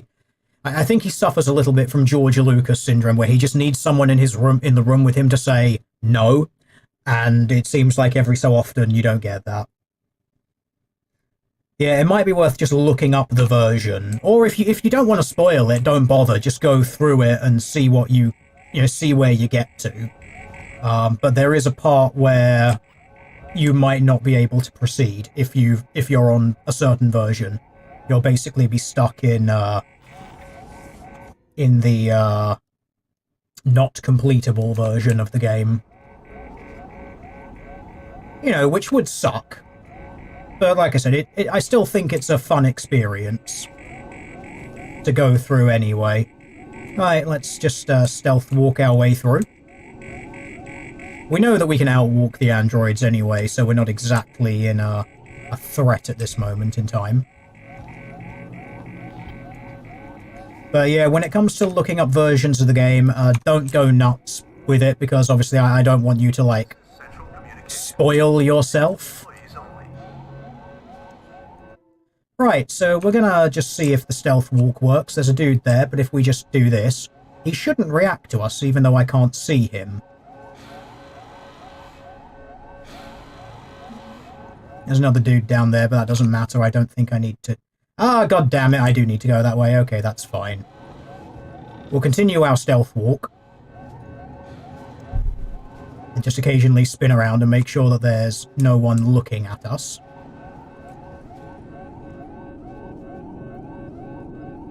Well done. Okay, well that thing's come this way, so... break eye contact with these guys. The problem with these dudes is you can't, like, wreck them very easily in melee. Because they are androids, they are very difficult to kill.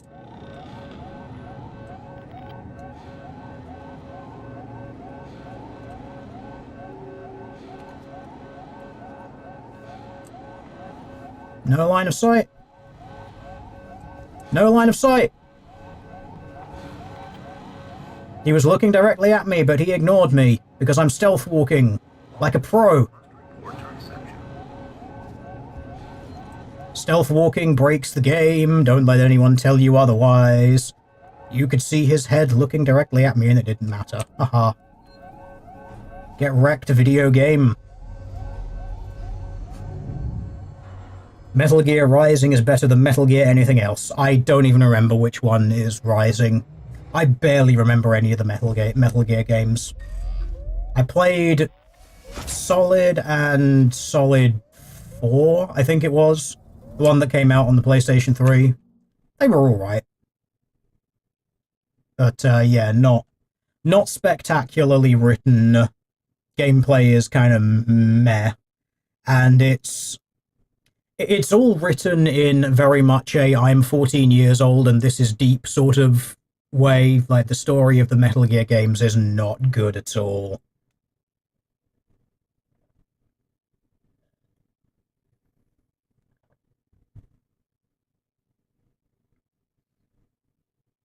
We have someone in the chat. To be a bit random, YouTube gave you someone speaking about men in a positive light in a recommended. Have you heard the Dadvocate? I have not. I'm quite surprised that YouTube would give you that, but equally I'm not, because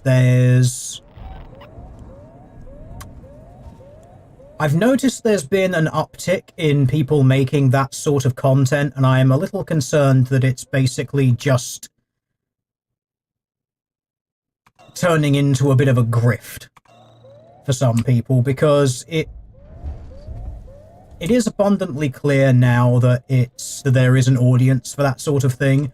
And as I've said before, I've sort of brought up that I am a little concerned regarding some people who just basically pop up out of nowhere with suspiciously large audiences. They make no points that are of any interest or are particularly sort of challenging to the status quo or moving towards actually fixing any of the problems in any capacity. And in some cases, like the bigger podcasts, they seem to basically just be like the worst strawmen of the Red Pill community from about 10 years ago. Like, if you went back like 10 years and saw like what the so-called Red Pill stuff was being accused of being, a bunch of them would basically fall into being the absolute worst straw man representations. Like all the lies that the social justice inclined spread about what Red Pill content was, and a bunch of these people now seem to be effectively embodying that straw man. It's really terrible. But there's very clearly a market for that sort of content, and because of the nature of social media, stuff that is inflammatory is the stuff which is going to be more, not in demand, but more pushed, because social media, there's actually been a bunch of studies done on it regarding social media, and it is things that cause outrage and or upset, basically strong negative emotional reactions, get shared around and spread a lot quicker than stuff which elicits positive responses. So it kind of makes sense that those sorts of people spread. But yeah, I've seen a bunch of these so-called, Red Pill Alpha Bro podcast things, and they basically just amount to nothing more than "this stupid bitch," the podcast, which is like, okay, you're not really actually furthering any particular cause here. You're not actually offering any constructive advice to anyone. You are, in very roundabout ways, basically hurling insults while sprinkling in pseudo trad-cuck talking points. It's a weird mixture of pseudo trad-cuckery and pseudo pu-aery. It's not particularly helpful nor interesting, but again, this is coming from me as someone who's been involved in all of this nonsense for in excess of a decade. So, you know, you see the same things over and over again, and it does make me wonder whether this stuff is either organic in nature, or, to use the perhaps over-salted term, controlled opposition for some of it. It does make me wonder what exactly is going on there. But there's also the fact that the completely reasonable voices in the similar sphere have all already been banned. They've all already been removed. I mean, if you look at people like Warren Farrell, who was very big in that sphere, still is, and is in some cases considered to be the, like, godfather of the movement, almost. I mean, he is a politically left-leaning guy, and is very middle of the road, very milquetoast. Frankly, there's nothing offensive about him. The only things that I disagree with Warren Farrell about is the sort of more left-leaning parts of his politics, but that's somewhat obvious. But he gets removed for being an extremist and a misogynist and dangerous.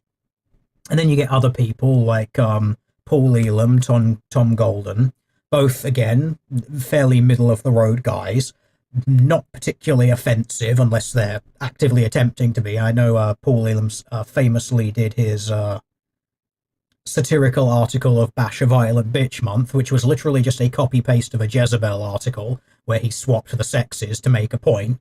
But even that is just like, no, you're dangerous, misogynist, hater of women, blah, blah, blah. Like, all the moderate people, all the reasonable people who can calmly and reasonably articulate their points, they've all been removed. So now this is all you've got left.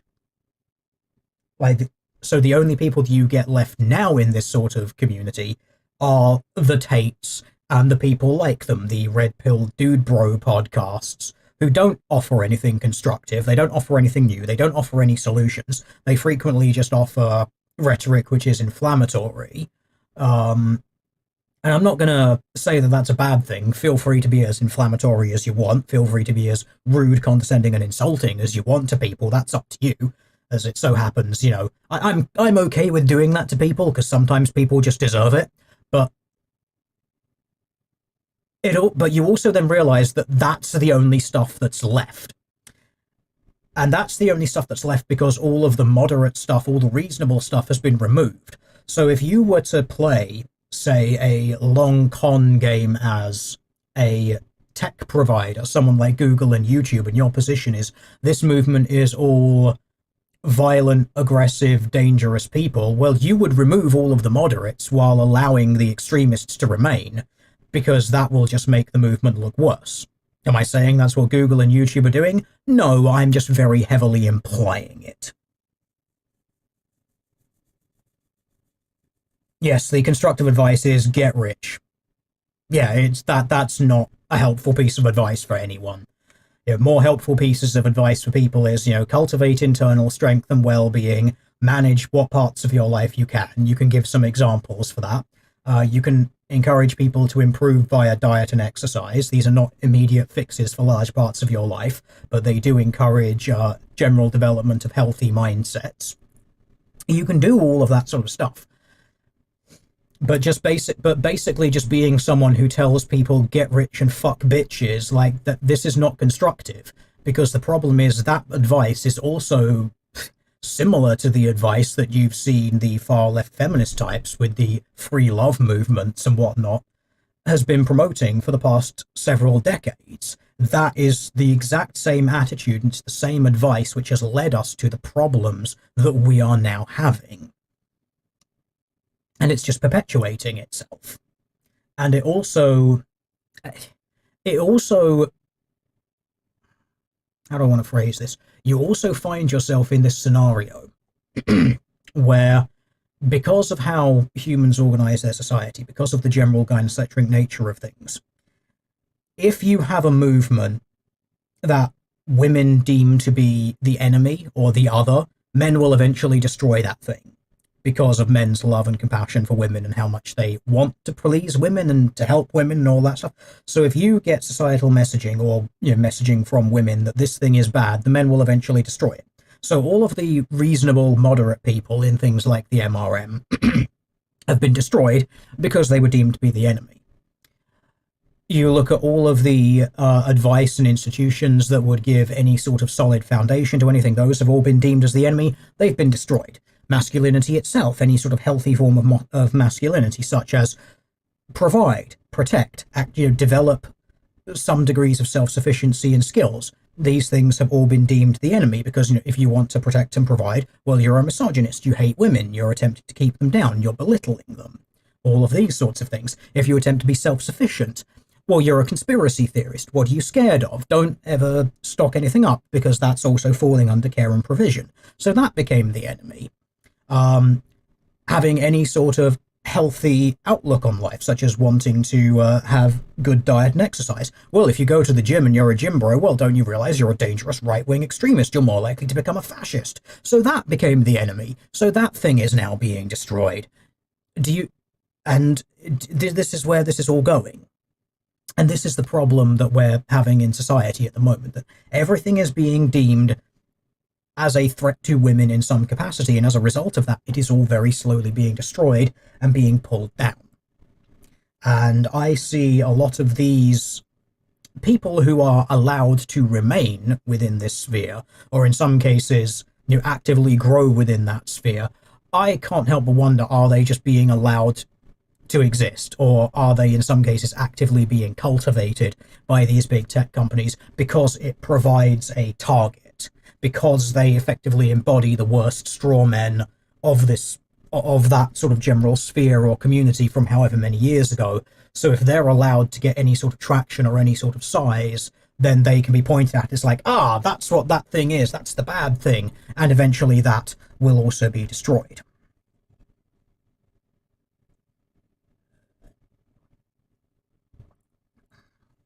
Or the threat of the new normal, yes. The new normal is a totally different, well, not totally different, it's another thing that, it just falls into that same capacity. This latest thing, this is the bad thing, we have to destroy it. Is that some sort of disease? That's the bad thing. Well, what's going to happen? People are going to destroy it because it's a threat. It goes on and on and on, and it's depressing, frankly, in a lot of ways.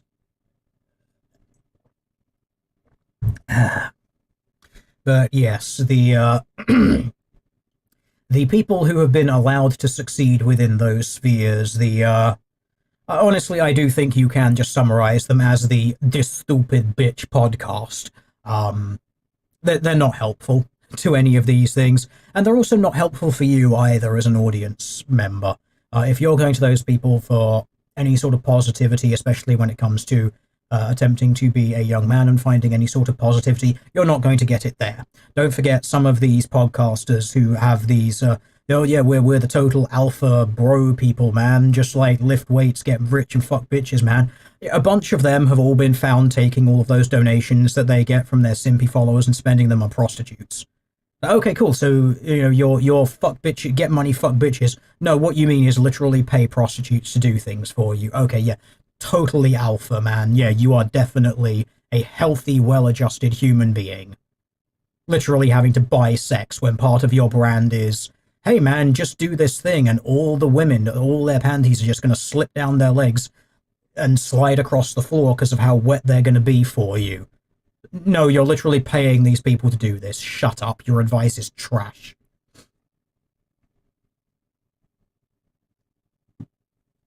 Yes, they are rage outlets. They serve no purpose other than that. And unfortunately, outrage is what sells. This is why the reasonable people who made reasonable points in that general sphere, community, whatever you want to call it, they've all been banned, they've all been removed. So now this is all that's left. Right, I think our Xenobro has spawned into this level. The global AI has poked it and reminded it of our existence and where we should be. So we've got to find our way around to the reception area, and then we will open a door and continue on our merry way.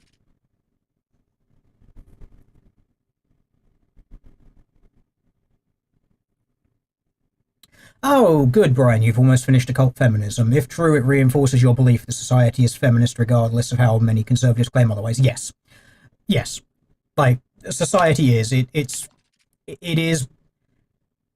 The feminist way of looking at things has basically become the founding mythology of society. You can't get away from it. And the thing is, even when you get the tradcons doing their just come to Jesus and it all gets fixed as their solution, that's not going to work either. Because unfortunately, Christianity is part of the reason why we ended up in this scenario. Well, because, like, literally worship of vagina. I mean, that is the fundament of Christianity. So it is basically a female centric religion like that. Even though Christ is, of course, the man, it's, you know, go to any like any Catholic and even Orthodox thing, they're all worshipping Mary at their point. Yeah. So not a particularly great scenario to be in, and yeah, the reason that we're in this, despite the tradcuck suggestion to the opposite, going towards the church is not going to fix this, because I think this is something which is inherent. Basically, I don't think you're going to get rid of it anytime soon. Liberalism values tolerance above all else, so yes, it does. And unfortunately, Christianity is something that actually encourages this, because the so-called Christian Enlightenment values, well, yes, the tolerance is part of it. Like, when your entire religion... You know, I could just actually read a couple of paragraphs from the write-up, because I actually have a write-up on occult feminism. I could just read the couple of paragraphs regarding Christianity. It's not a finished version, it's just fleshing it out. But I can let you know about this. Where did I save it? There we go. Cult feminism. Right, write-up. Okay. I'm just going to... Yeah, we're going to read 3 or 4 paragraphs, I guess, here. Sorry for the people who tuned in for gameplay. You're not getting that now. We're talking about something far more interesting. So, on the topic of the Christianity thing, because if you're going through occult feminism, the last chapter of that book is basically just a invite Jesus into your life and all this goes away, which is just wrong for a variety of reasons, and I will explain this. We'll go through a few paragraphs here and we'll expand, I guess. Either that or I finish streaming at the end of this, because my throat is starting to get tired. Where were we? There we go. Okay, so the author of the book is an Orthodox Christian. This worldview heavily biases certain parts of the book, which contain several unnecessary swings at Protestant Christianity, going so far as to unprovokedly refer to it as similar to Satanism in its focus on individualism. Throughout the book, there are several moments that can best be described as satanic panic, where the author needlessly asserts things are satanic or demonic for no other reason than her own obvious religious bias. This does not invalidate other points made in the book, it's merely something to be observed and aware of, as these are opinions that can be simply ignored while still being able to take in the factual parts of the book. Unfortunately, the orthodox views of the author does lead to ignoring crucial points regarding Christianity, especially during the final chapter, which is little more than a just accept Jesus and all this goes away sermon. There are assertions throughout the book that Orthodox Christianity won't allow for or fall to the occult beliefs of feminism, nor would it allow itself to be influenced or infiltrated by such politically motivated forces. Unfortunately, this ignores the fact that this did happen in order for Catholicism, Protestantism, etc. to rise in the first place. There are also other criticisms of all forms of Christianity from the likes of Nietzsche that involve the observation that by its own structure, Christianity loans itself perfectly to being taken over by socialism/communism because of the doctrines of every man is born equal, everyone is equal before God, everyone is equal within God, thy will be done on earth as it is in heaven, etc., which is such rhetoric that is easily exploitable by equalitarian movements for their own ends. Expanding further on this, there is the observation, also from the likes of Nietzsche, of Christianity's slave morality, the acceptance and glorification of tolerance in turning the other cheek, and the lionization of weakness of the meek shall inherit the earth, and everyone being my brother in Christ, despite any other differences those people may have. This inherently puts Christianity in the position of having no ability to defend itself or its people from outside force or more insidious forms of infiltration. To those who would wish to argue against this by referencing Christian military campaigns such as the Crusades, this must be seen in light of several hundred years of conversion away from pagan beliefs, which installed virtues of strength and the importance of kith and kin, and how many of these traits, beliefs, and yes, even gods, continued their influence despite Christian conversion, with many pagan gods becoming saints of the church or being humorized into being mere humans, so as to undermine the importance of pagan kings being descended directly from Woden. Christians even went so far as to falsify records to prove Woden was a descendant of Noah, in a pitiable attempt to undermine the importance of this tradition. In the thousands to 1400s, these crusaders would be more akin to culturally pagan peoples living by those values with a veneer of Christianity which would only become thicker over time. Let us not forget, after the Crusades in the Middle East, many so-called Christians were put to death for not worshipping Christ, despite their supposed fighting for Christendom. After several hundred years of just Christianity in the West, we can now see and safely state that we are in the position we are in with this occult feminist takeover of our cultures because of Christianity, not in spite of it. There is also the historic fact that Gnostic beliefs, which inform much of the occult side of feminism and intersectionality, grew out of Christianity, because Christianity is itself Gnostic, because of the requirement of attainment of gnosis or knowledge of Christ, so one can ascend or transcend to heaven after death or during the rapture. The fact that Christianity has been taken over by these beliefs is proof it can be taken over by such beliefs. No amount of, if only people did things this way, will change that objective fact. This leaves the author of this book in the uncomfortable position of effectively being able to state, if only everyone thought the same way I do, then this wouldn't happen. Ouch. Yes, there we go.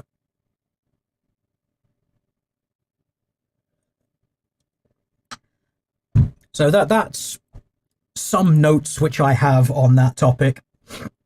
Unfortunately, I don't think that the trad connery or trad cuckery will fix this,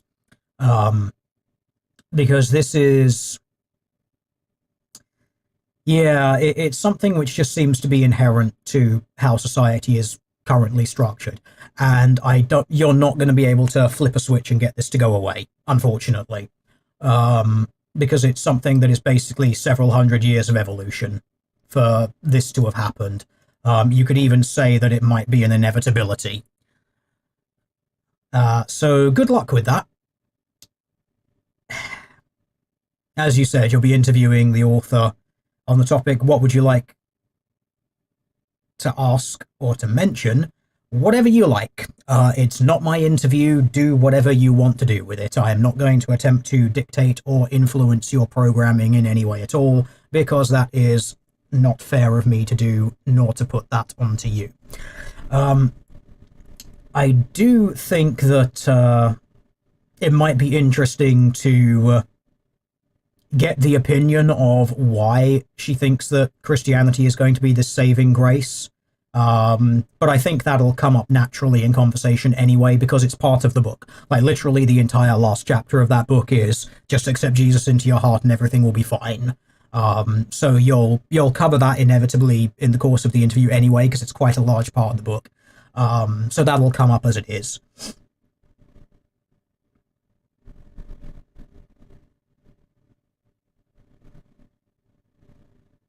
But you also have to consider, and yeah, I think we're done with alien isolation now, because we're going to talk about things which are far more interesting.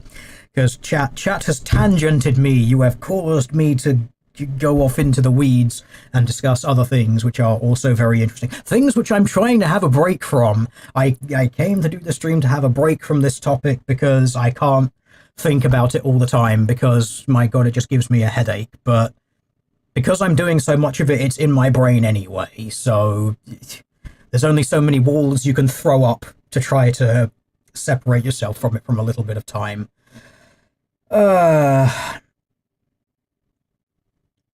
Yeah, so I don't think that this is going to be something that's fixable because it's several centuries in the making, and you might even look at it and say that this is an inevitable outcome from how things are.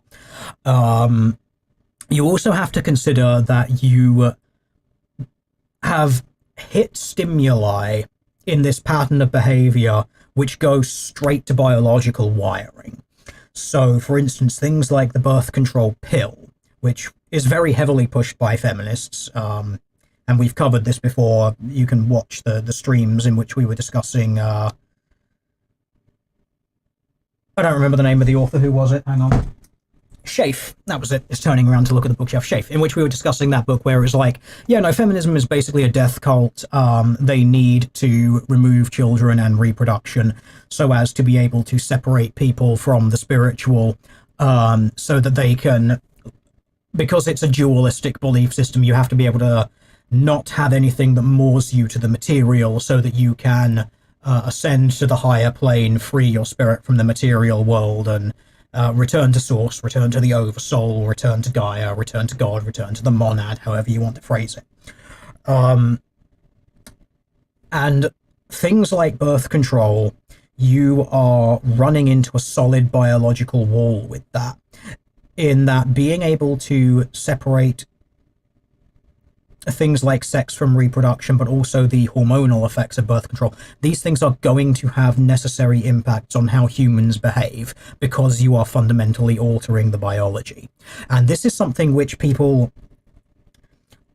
it makes some people very uncomfortable because, again, you're running into the hard wall of natural law here. You're running into that firm wall which is like, no, this is how reality works, because this is objectively, like, effectively the laws of physics of the universe. You can't escape them.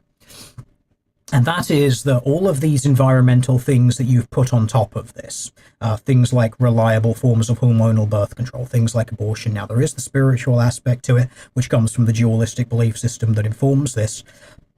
But by allowing those things to exist, this also allows you to see things, to see underlying parts of human nature coming through. Because human nature is butting up against these new environmental stimuli. This is the environmental stimuli of being able to completely decouple sex from reproduction. And what this is telling people, and this is the uncomfortable thing that people don't want to be told, which is that the way women are behaving is how they have always wanted to behave, and how they have always behaved anyway, but there were natural constraints being put on them by the virtue of the hard rules of nature. You know, the hard rule of nature of sex can get you pregnant. Like, that is an inescapable fact of the universe. And being able to play around with that switch is just unveiling other parts of human nature. You see this all the time in, to give a non-controversial example regarding consumption, you know, the existence of absolute garbage tier food like chocolate bars. Yeah, no nutritional worth whatsoever, and yet you sell millions of them. Same with things like McDonald's. Like, McDonald's is actually a really, really interesting example because of the combination that a McDonald's meal gives you of fats, sugars, salts, and there is a particular thing regarding the use of cheese with something else. It was one of the enzymes in cheese, I think it was, to do with something else in the menu. There is a breakdown of how this works somewhere, but there's basically physiological responses to it which makes it hit every single one of your incredibly primitive brain triggers, which basically says, I want this and I want more of it and I want lots of it, because it's hitting all of those primitive survival mechanism parts of your diet. You know, there's a reason why humans tend to like things which are high calorie, high sugar, high salt and high fat. It's because you are tricking all of those deeply recessed evolutionary parts of your brain, which is basically like, you need to intake this, you need to have something that pushes you towards this, because at some point it served for survival of the species. It served for survival of the genes. So the genes that push you in those certain genes that push you in certain directions perpetuate themselves if they are successful. And the other uncomfortable thing regarding this is you hit things that you think would be environmental. So birth control will be one of these things. You would think, oh, well, this is entirely environmental, but it's not. Things which are environmental can also influence genes of populations. So you get things like, for example, I'm trying to think of a fairly easy one. Okay, so an easy example of this is elephant tusks. Like, the reason elephant tusks are smaller now than they were 100 years ago is because something environmental, that is human hunting, has selectively bred them to have smaller tusks, because we killed all of the ones with big tusks. And what that shows you is that environmental things can alter gene populations. And so if you have patterns of behavior being displayed for long periods of time, that tends to indicate that there is something underneath that it's not going to be something environmental, that there's going to be something genetic at play there. And you run into that where it's like, okay, so we've got patterns of behavior that have successfully reproduced themselves. And now those patterns of behavior are going into this environment where you now have a new environmental stimuli. And that's where you start hitting uncomfortable things such as maladaptation. Like, why are things like social media so incredibly popular and so incredibly addictive to people? Well, this is because humans are social animals, and they are effectively pre-programmed almost to have some degree of interest in socializing, some degree of interest in knowing what is going on, and degrees of interest in engaging in basically voyeurism or spying or just knowing what's going on. And so these sorts of things explain why these things become very, very popular. Now, going on to things like birth control examples and how and why that's running up into things that people don't like or that people might find a little offensive because it concerns female behavior, is why is it that you see people basically being able to engage in multiple partner taking these days? Well, because reliable birth control. Now, what is that telling you, that humans are able to exhibit that behavior? Well, it shows you that they were able to do it before, and that it must have been in some way successful because it's perpetuated itself. The ability to manifest a behavior has allowed itself to perpetuate. So you see, you end up in these sorts of things where it's like, these little environmental cues are showing very, very uncomfortable things concerning human nature for people. And a lot of people would much rather not know that that's what's happening. If you want more information on that, I mean, you can go and, like, rather than me trying to construct it on the fly, which inevitably will lead to misspeaking and not necessarily the most ideal examples imaginable, because this always happens when you attempt to do things live. It's why I don't like giving presentations like this live with no sort of write-up, because you always just end up phrasing things in bad ways that people will misunderstand or take the wrong end of a stick or something like that. But you can go and watch Coltane's videos regarding things like birth control and how they have influenced human behavior, and how it's basically like, yeah, this is a genie that you're not going to be able to put back in a bottle, because this has altered human behavior. And also, by its mere existence, it is uncovering other aspects of human behavior. And it's funny because you actually do get some people who have spent a lot of time denying this and then only just discovered, oh, hey, maybe this thing actually is having an impact, which is quite funny. Again, Coltane has videos about that concerning some internet famous nobodies who have like 180 to their stance from where they were like 6 or 7 years ago. It's very entertaining. I do recommend that you watch those. Will I post clips from this stream? No. Because it's its own thing. I don't see the point in doing that.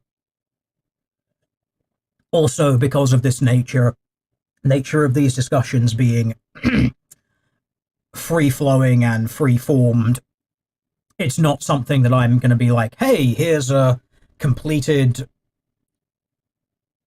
like argument or position on a topic, because it's unscripted, and unscripted things, like I said, you can phrase, there are ways that you phrase things in live discussion where they might not necessarily be ideal. You may later on come up with better examples and think like, damn, I should have said this thing or should have said that thing. Or when you're laying out a particularly complex idea, there may be missing components to it which need filling in for some people, but that you don't because you're just free-flowing your way through it. You don't have the ability to say, and on that thing which I mentioned like 15 minutes ago, we also need to talk about this. So there's not much point in highlighting on-the-fly mini lecture-style clips like this because they're suboptimal when it comes to getting information across, and so disseminating them really widely is not the best way of going about it, because the problem with that is you then get like left tube morons or far left morons who will use things said on the fly as basically means of character assassination and saying, this is what this person believes, here's some disagreements that I have with it. But if you had made a scripted video which had more information in it, then none of those objections would be reasonable because you'd have addressed them, hopefully. You won't always, though, because unfortunately people who are very vested in having certain outcomes are just going to lie about what you say anyway. You know, you see this all the time, like, one of the most famous ones is, if you know Douglas Murray, the guy that wrote The Bell Curve, there's people out there who will just relentlessly hammer an interview that he did in which he said something like, when we talk about this trait, we mean the totality of a trait or something like that. It's a live interview and he's just explaining everything live. And from like one sentence in one live discussion, he makes it sound as though heritability is like the totality of a trait as opposed to the variance of a trait. Because you can even see from how the sentence is structured, he's thought of like 3 or 4 different ways of explaining the same thing. But he just kind of ends up flubbing it into an explanation that is like 3 different explanations, 3 different parts of those 3 explanations, and as a result, you end up with a wrong sentence. Whereas, you know, if you... Charles Murray, yeah, that guy, yeah. I suck at names at the best of times, but yes, bell curve guy. So... And he kind of flubs that line. Like I said, you can see that sentence, the way it's structured, but it's very obvious he's thinking of like 2 or 3 different things and just getting the order wrong. And you get leftoids who will relentlessly post this one sentence over and over and over and over, and like, he doesn't know that heritability, it just means the variance of between traits. It's like, well, no, he does, because if you read the book, that point is made dozens of times, that it's talking about the variance. Like, what's more likely, that the guy wrote a book in which he says heritability is the variance? Like, is that more likely, or is it more likely that he wrote a book where he said that repeatedly, but he also doesn't know that that's true? Like, what's more likely?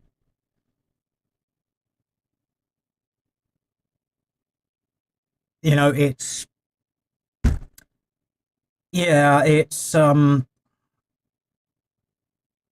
just an inherent dishonesty that people engage in. Like, people have even tried it with me, where I've said, like, heritability, we talk about heritability and it is the variance of the trait, but you just shorthand it in some conversations to heritability is this and this of a trait, and they will just attempt to take the shorthand and go, herder, you don't know what this thing means. No, I do. I've clarified it repeatedly, multiple times over the years, but it doesn't matter. They will just find like one instance and attempt to basically play the one instance against dozens or even hundreds of other instances where you get it correct, but they just try to find the one where the phrasing is a little bit off and just play it over and over and over again, because it's not about truth, it's not about being accurate, it's not about presenting people fairly, it's about character assassination and poisoning the well.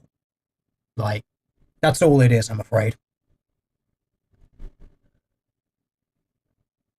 And the thing is, I actually had one, and this one sticks in my brain because it shows you how desperate some people are to character assassinate like this. And I remember some person, very open Marxist, did a video about me, and it was so funny. I was very tempted to do a response just because of this moment. And I talked about something and was like, and this indicates that this is something that is inherited. You know, inherited, as in something that is genetically passed on linearly, as in genetic inheritance. And he paused the video and was like, oh, Zudo doesn't know what heritability means. Heritability is the very...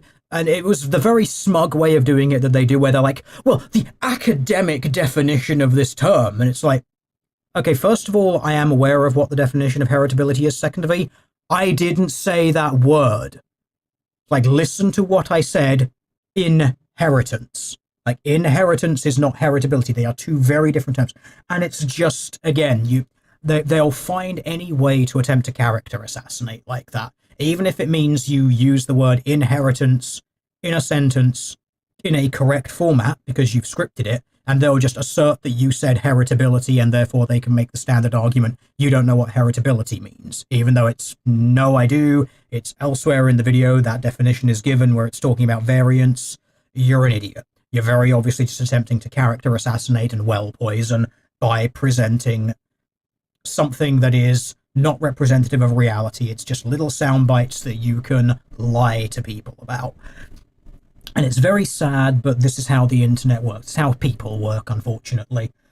Like I said, it kind of brings us back to what we were talking about earlier. You know, outrage sells, things that make things look bad sell, things that elicit negative reactions sell, as opposed to things that elicit positive reactions, or things that actually provide, to use the no-no word, nuance, because I hate the word nuance. The word nuance these days basically just means, it's again that smug pseudo-intellectual thing people like to do, where they're like, oh, well, you've said this thing. I prefer to be a little more nuanced in my thinking, and then they just splat out a bunch of bullshit, pretending that their way of thinking about something is somehow nuanced or academic or something like that. They've pomp it all up. Frequently, they'll just use needlessly lengthy terminology as well, because profound bullshit works, unfortunately. And it's basically just another way of saying that this person is dumb and I'm very smart, so you should listen to me. Because, you know, if you want to be informed on this subject, then you want to have a very big brain like my brain, as opposed to the very small brain that person very obviously has, because I've spent ages giving you all of this misleading blah blah blah about it. It's generally awful. I hate the internet and what it's done to people, but again, this is how we work. It's terrible. Yes, chat, the internet is where nuance goes to die, unfortunately. Yes, reality does disagree with them. Right, we were doing a video game. And then I got distracted because people were like, hey, you know this thing that you're thinking about a lot and that you're writing presentations on and you're doing a very lengthy project on? Hey, you want to talk about this instead? Because it's just way more interesting. Yeah, okay. Good news, chat. The stream has actually been blessed by a second cat. We now have both cats in the room. Hello, Bart. Bart is being shouty. You will probably not hear her because the noise gate is on, but she did just shout. It was very adorable. And now she's going to leave and go and do some important cat things. The channel you recommended, Coltane, the dead channel. Coltane's channel is not dead. His YouTube channel doesn't exist because, like me, he hates YouTube. Go and look it up on Odyssey. He has an Odyssey channel. It covers that. All his stuff is on there, including the newer stuff. Go and watch it there, because that is the way that you will learn some things. Right, we were going to do video game things. Right, well, what am I doing and where am I going? Return through the comms to escape. Okay, back to the reception area we go. We just have to walk through things and dodge. I think it's just androids that we're dodging here. We're not dodging aliens, I think. I don't remember what I'm doing. What am I doing? Where am I going? Okay, yes. Oh no, the kitten is back and shouting. Okay. Important cat minigame. We're going to do cat minigame number 2. I'm going to turn the computer sound up. I'm going to turn the noise gates off. And we're going to listen to a shouting kitten. Because cat minigame is the best game. Okay, Bah, are you going to shout for the people? Come on. You're going to shout? There we go. That was a good shout. Would you like to shout some more? That was another good shout. I can't get the microphone much closer, unfortunately. Let's see if we can. Would you like to shout some more, or are you just going to use your scratching post?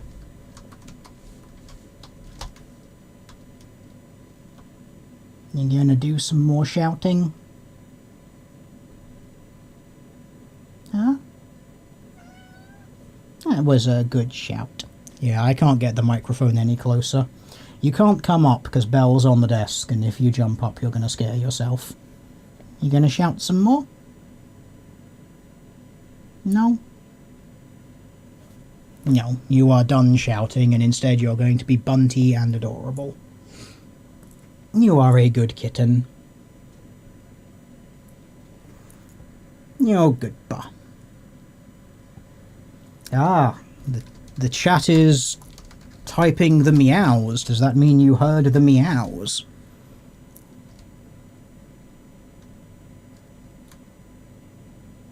Is that a good scratching post?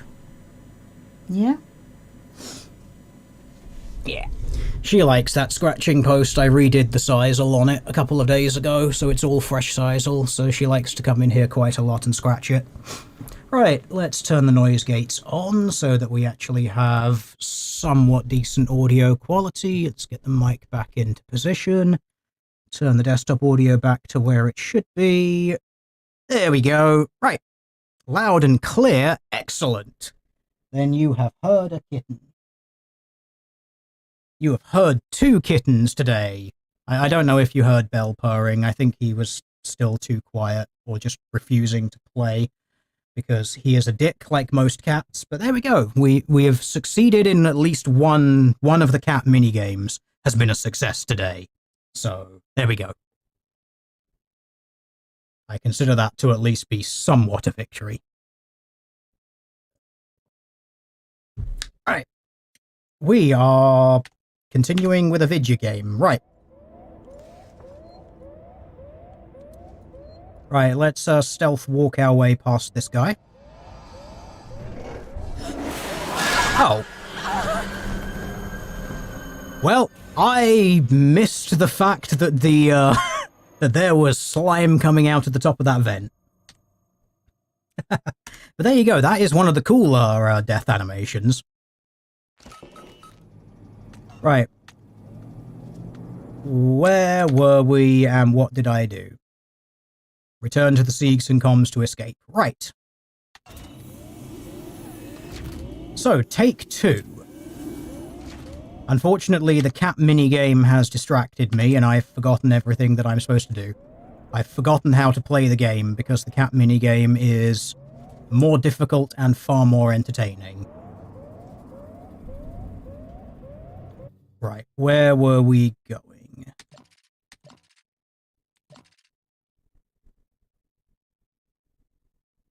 Down? Oh, I can't bloody remember now. It's been too long. I've talked about too many things. I went off on tangents. And then we played the cat minigame, and now I can't remember where I am or where I'm going or what the hell I'm supposed to be doing. Was it this way? Yes. No. No. We came from in there. Comms. We went through there. We came up to here. No. We need to go there, to those stairs. Right. No. Back. This way. Avoiding the overhead vents, because the overhead vents are death. Nope, that's an overhead vent. Avoid the overhead vent. Overhead vents are death.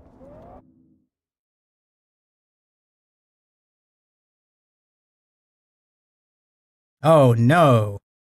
Over the years I've earned respect. The risk of sounding parasocial, I've been keeping part of you sane. Oh no. Not the parasocial relationship stuff. Oh no. Oh no, that's never good. Oh, it's fine.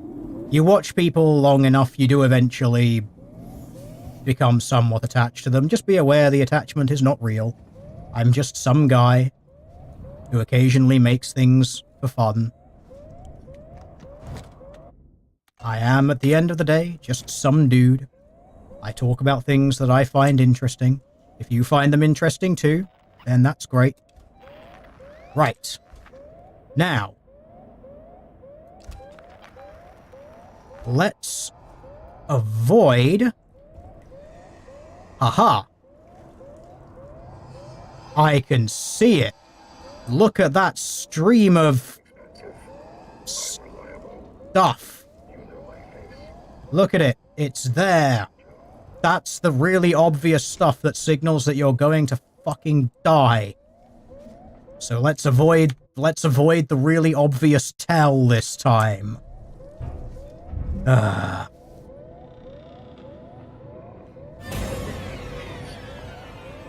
Oh, damn it.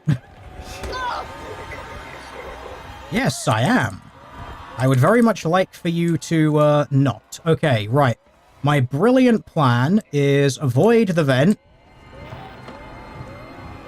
sprint past everyone, continue sprinting past everyone, continue sprinting past everyone because we're going loud. I'm going to catch you. You're not going to catch me. Okay, maybe you are. I've forgotten how to use medkits. Fuck it, we're just sprinting now. Because it works. We're just going to outrun our enemies. And hope that the xenomorph has not located me. It has not. Haha! You see, if you just outrun your enemies, then they can't do anything to you. Hello, Ba. She is back and shouting. Are we going to do Cat Minigame 3? It's the same as Cat Minigame 2. I don't think we're going to do that, though. Yes, it's true, chat. I am being saved. It is a kindness. The very useful robots. Because you see, chat, what we did was we made use of the fact that when you receive damage from a damage source such as a robot, you actually gain iframes when you travel under certain vents. So we used the iframes of already taking damage to enable us to dodge the grab attack that would have come from overhead. You see, it's all very, cunning and very clever. You see, we exploited the game engine. Haha. Or you see, chat, this is a very, very big brain gaming. The most pro of gaming. Right. I need a save spot. Can I get a save spot? It's over there. Right. Although I should have auto-saved as a result of going through the, thing. Right. Let's just...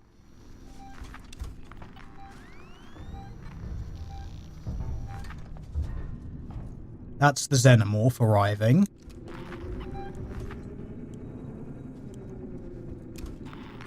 It's not in that vent.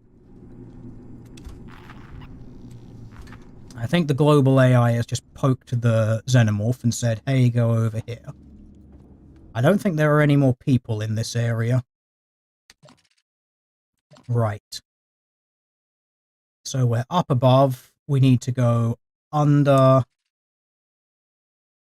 I'm in completely the wrong place. I need to be down. I need to be down there. And going south. Right. Let's keep an eye on vents above us. The Xeno actually appears to not be anywhere in this area, so it shouldn't be spawning into any of the overhead vents.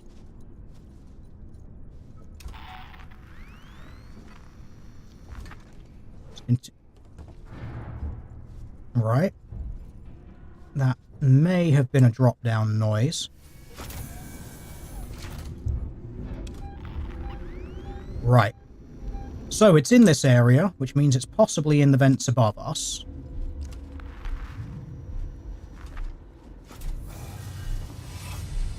Right, let's keep an eye on overhead stuff and move silently. And realize I've gone completely the wrong way. I need to go through that door over there.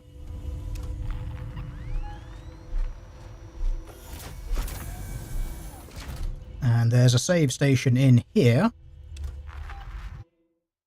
At which point I am going to save the game.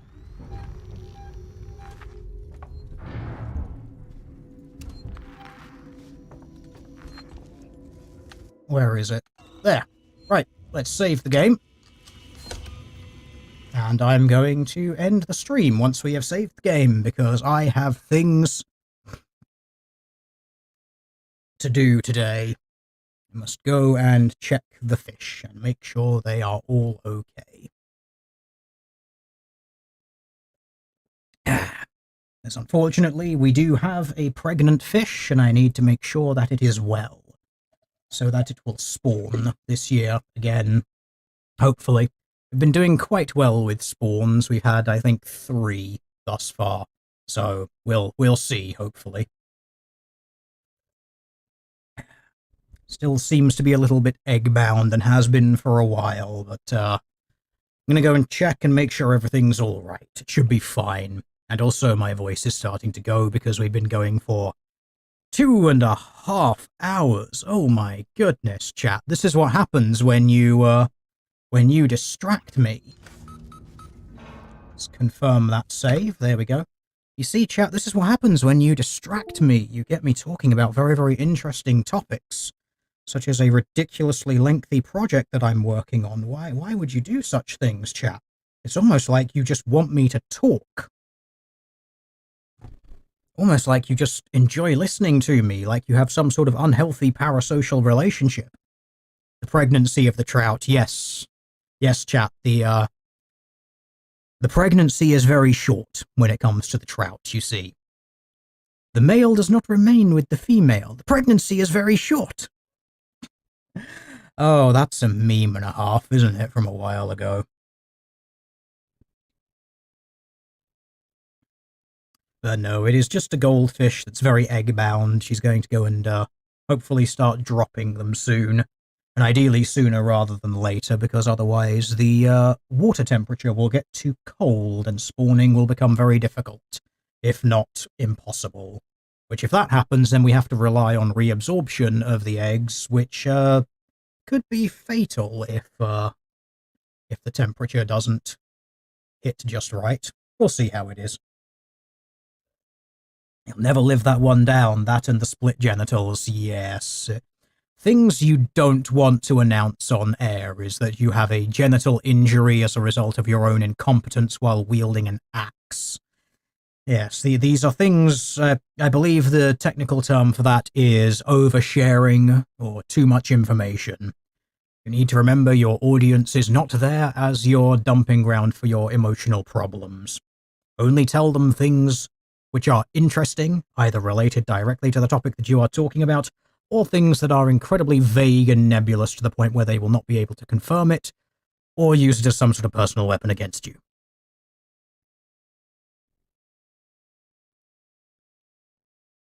Banana Monster cast a curse? You blame Andy Warski. Oh no, why? Why? What has he done? What have I done? Why? What's happened? Oh no, it sounds terrible. Anyway, I think we're going to leave things there. Also, I would like to point out, I don't cast curses, I simply mance bananas. Whether that is a blessing or a curse, I guess comes down to your own personal opinion, and how much you like bananas. Ah, someone isn't on coke anymore. Excellent. I am glad that someone has kicked their coke habit. It is not a good beverage. It's very bad for you, very sugary. You should definitely avoid it if you can. Stick to water and green tea. Other kinds of flavored teas are also acceptable, but water and green tea should be your 2 go-tos. They are both healthy and nutritious for you. Right. We are done, chat. Can you believe it? I actually did 2 streams on one topic in, like, the same month. Like, I've streamed twice in 1 month. Like, twice in 1 year, even. Oh my goodness, what's happening? It's silly.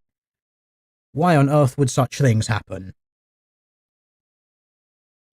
You just joined for the end? Oh no. Well, that's just unfortunate timing. Fortunately, you now have a 2.5 hour long VOD that you can go back and watch, and you can pretend like you were here the whole time. So you see, everything actually kind of works out in the end, because now you know that the VOD exists. So, swings and roundabouts, silver linings, or however many metaphors I can use for this thing. Right. I believe we are done. The stream is going to end with a blessing. We have 2 cats once again, so the stream has once again become a blessed stream. And blessed streams are... having a decent blessing for the ending of a stream, I think, is ideal. So, chat, I shall wish you a happy... whatever time of year it is that it might be of some relevance to you, and I hope that it is happy. Can't think of anything particular that's going to come up other than Samhain or Halloween, which is, of course, the best holiday. But if you do not celebrate such things, then I hope you enjoy whatever else is happening around this time of year. I shall see you whenever the hell I see you, I guess. I might try and continue on with this at some point, although, unfortunately, I reinstalled Dark Souls 3 yesterday, and I got a little distracted with that. So, we might not do any more of this. Or we might do more of it, who knows? It is the appropriate time, but the problem is, if we're going to stick with the ridiculous theme that is the scariness of October and playing scary games, I mean, Dark Souls 3 has a lot of horror to it, so that also fits the bill. But we started with this, and it might be a little uncouth or just rude of me to change things halfway through, because I'm very well known for consistency on when it comes to streaming and doing things and starting and finishing video games. I'm very well known as a very reliable streamer. You will never find a streamer as reliable or consistent as I am when it comes to scheduling and projects. Definitely very professional. Totally not just someone doing this whenever the hell I feel like it for fun, as a hobby. Anyway, I will see you whenever I next see you, chat. Thank you for joining me, and I bid you all a good day.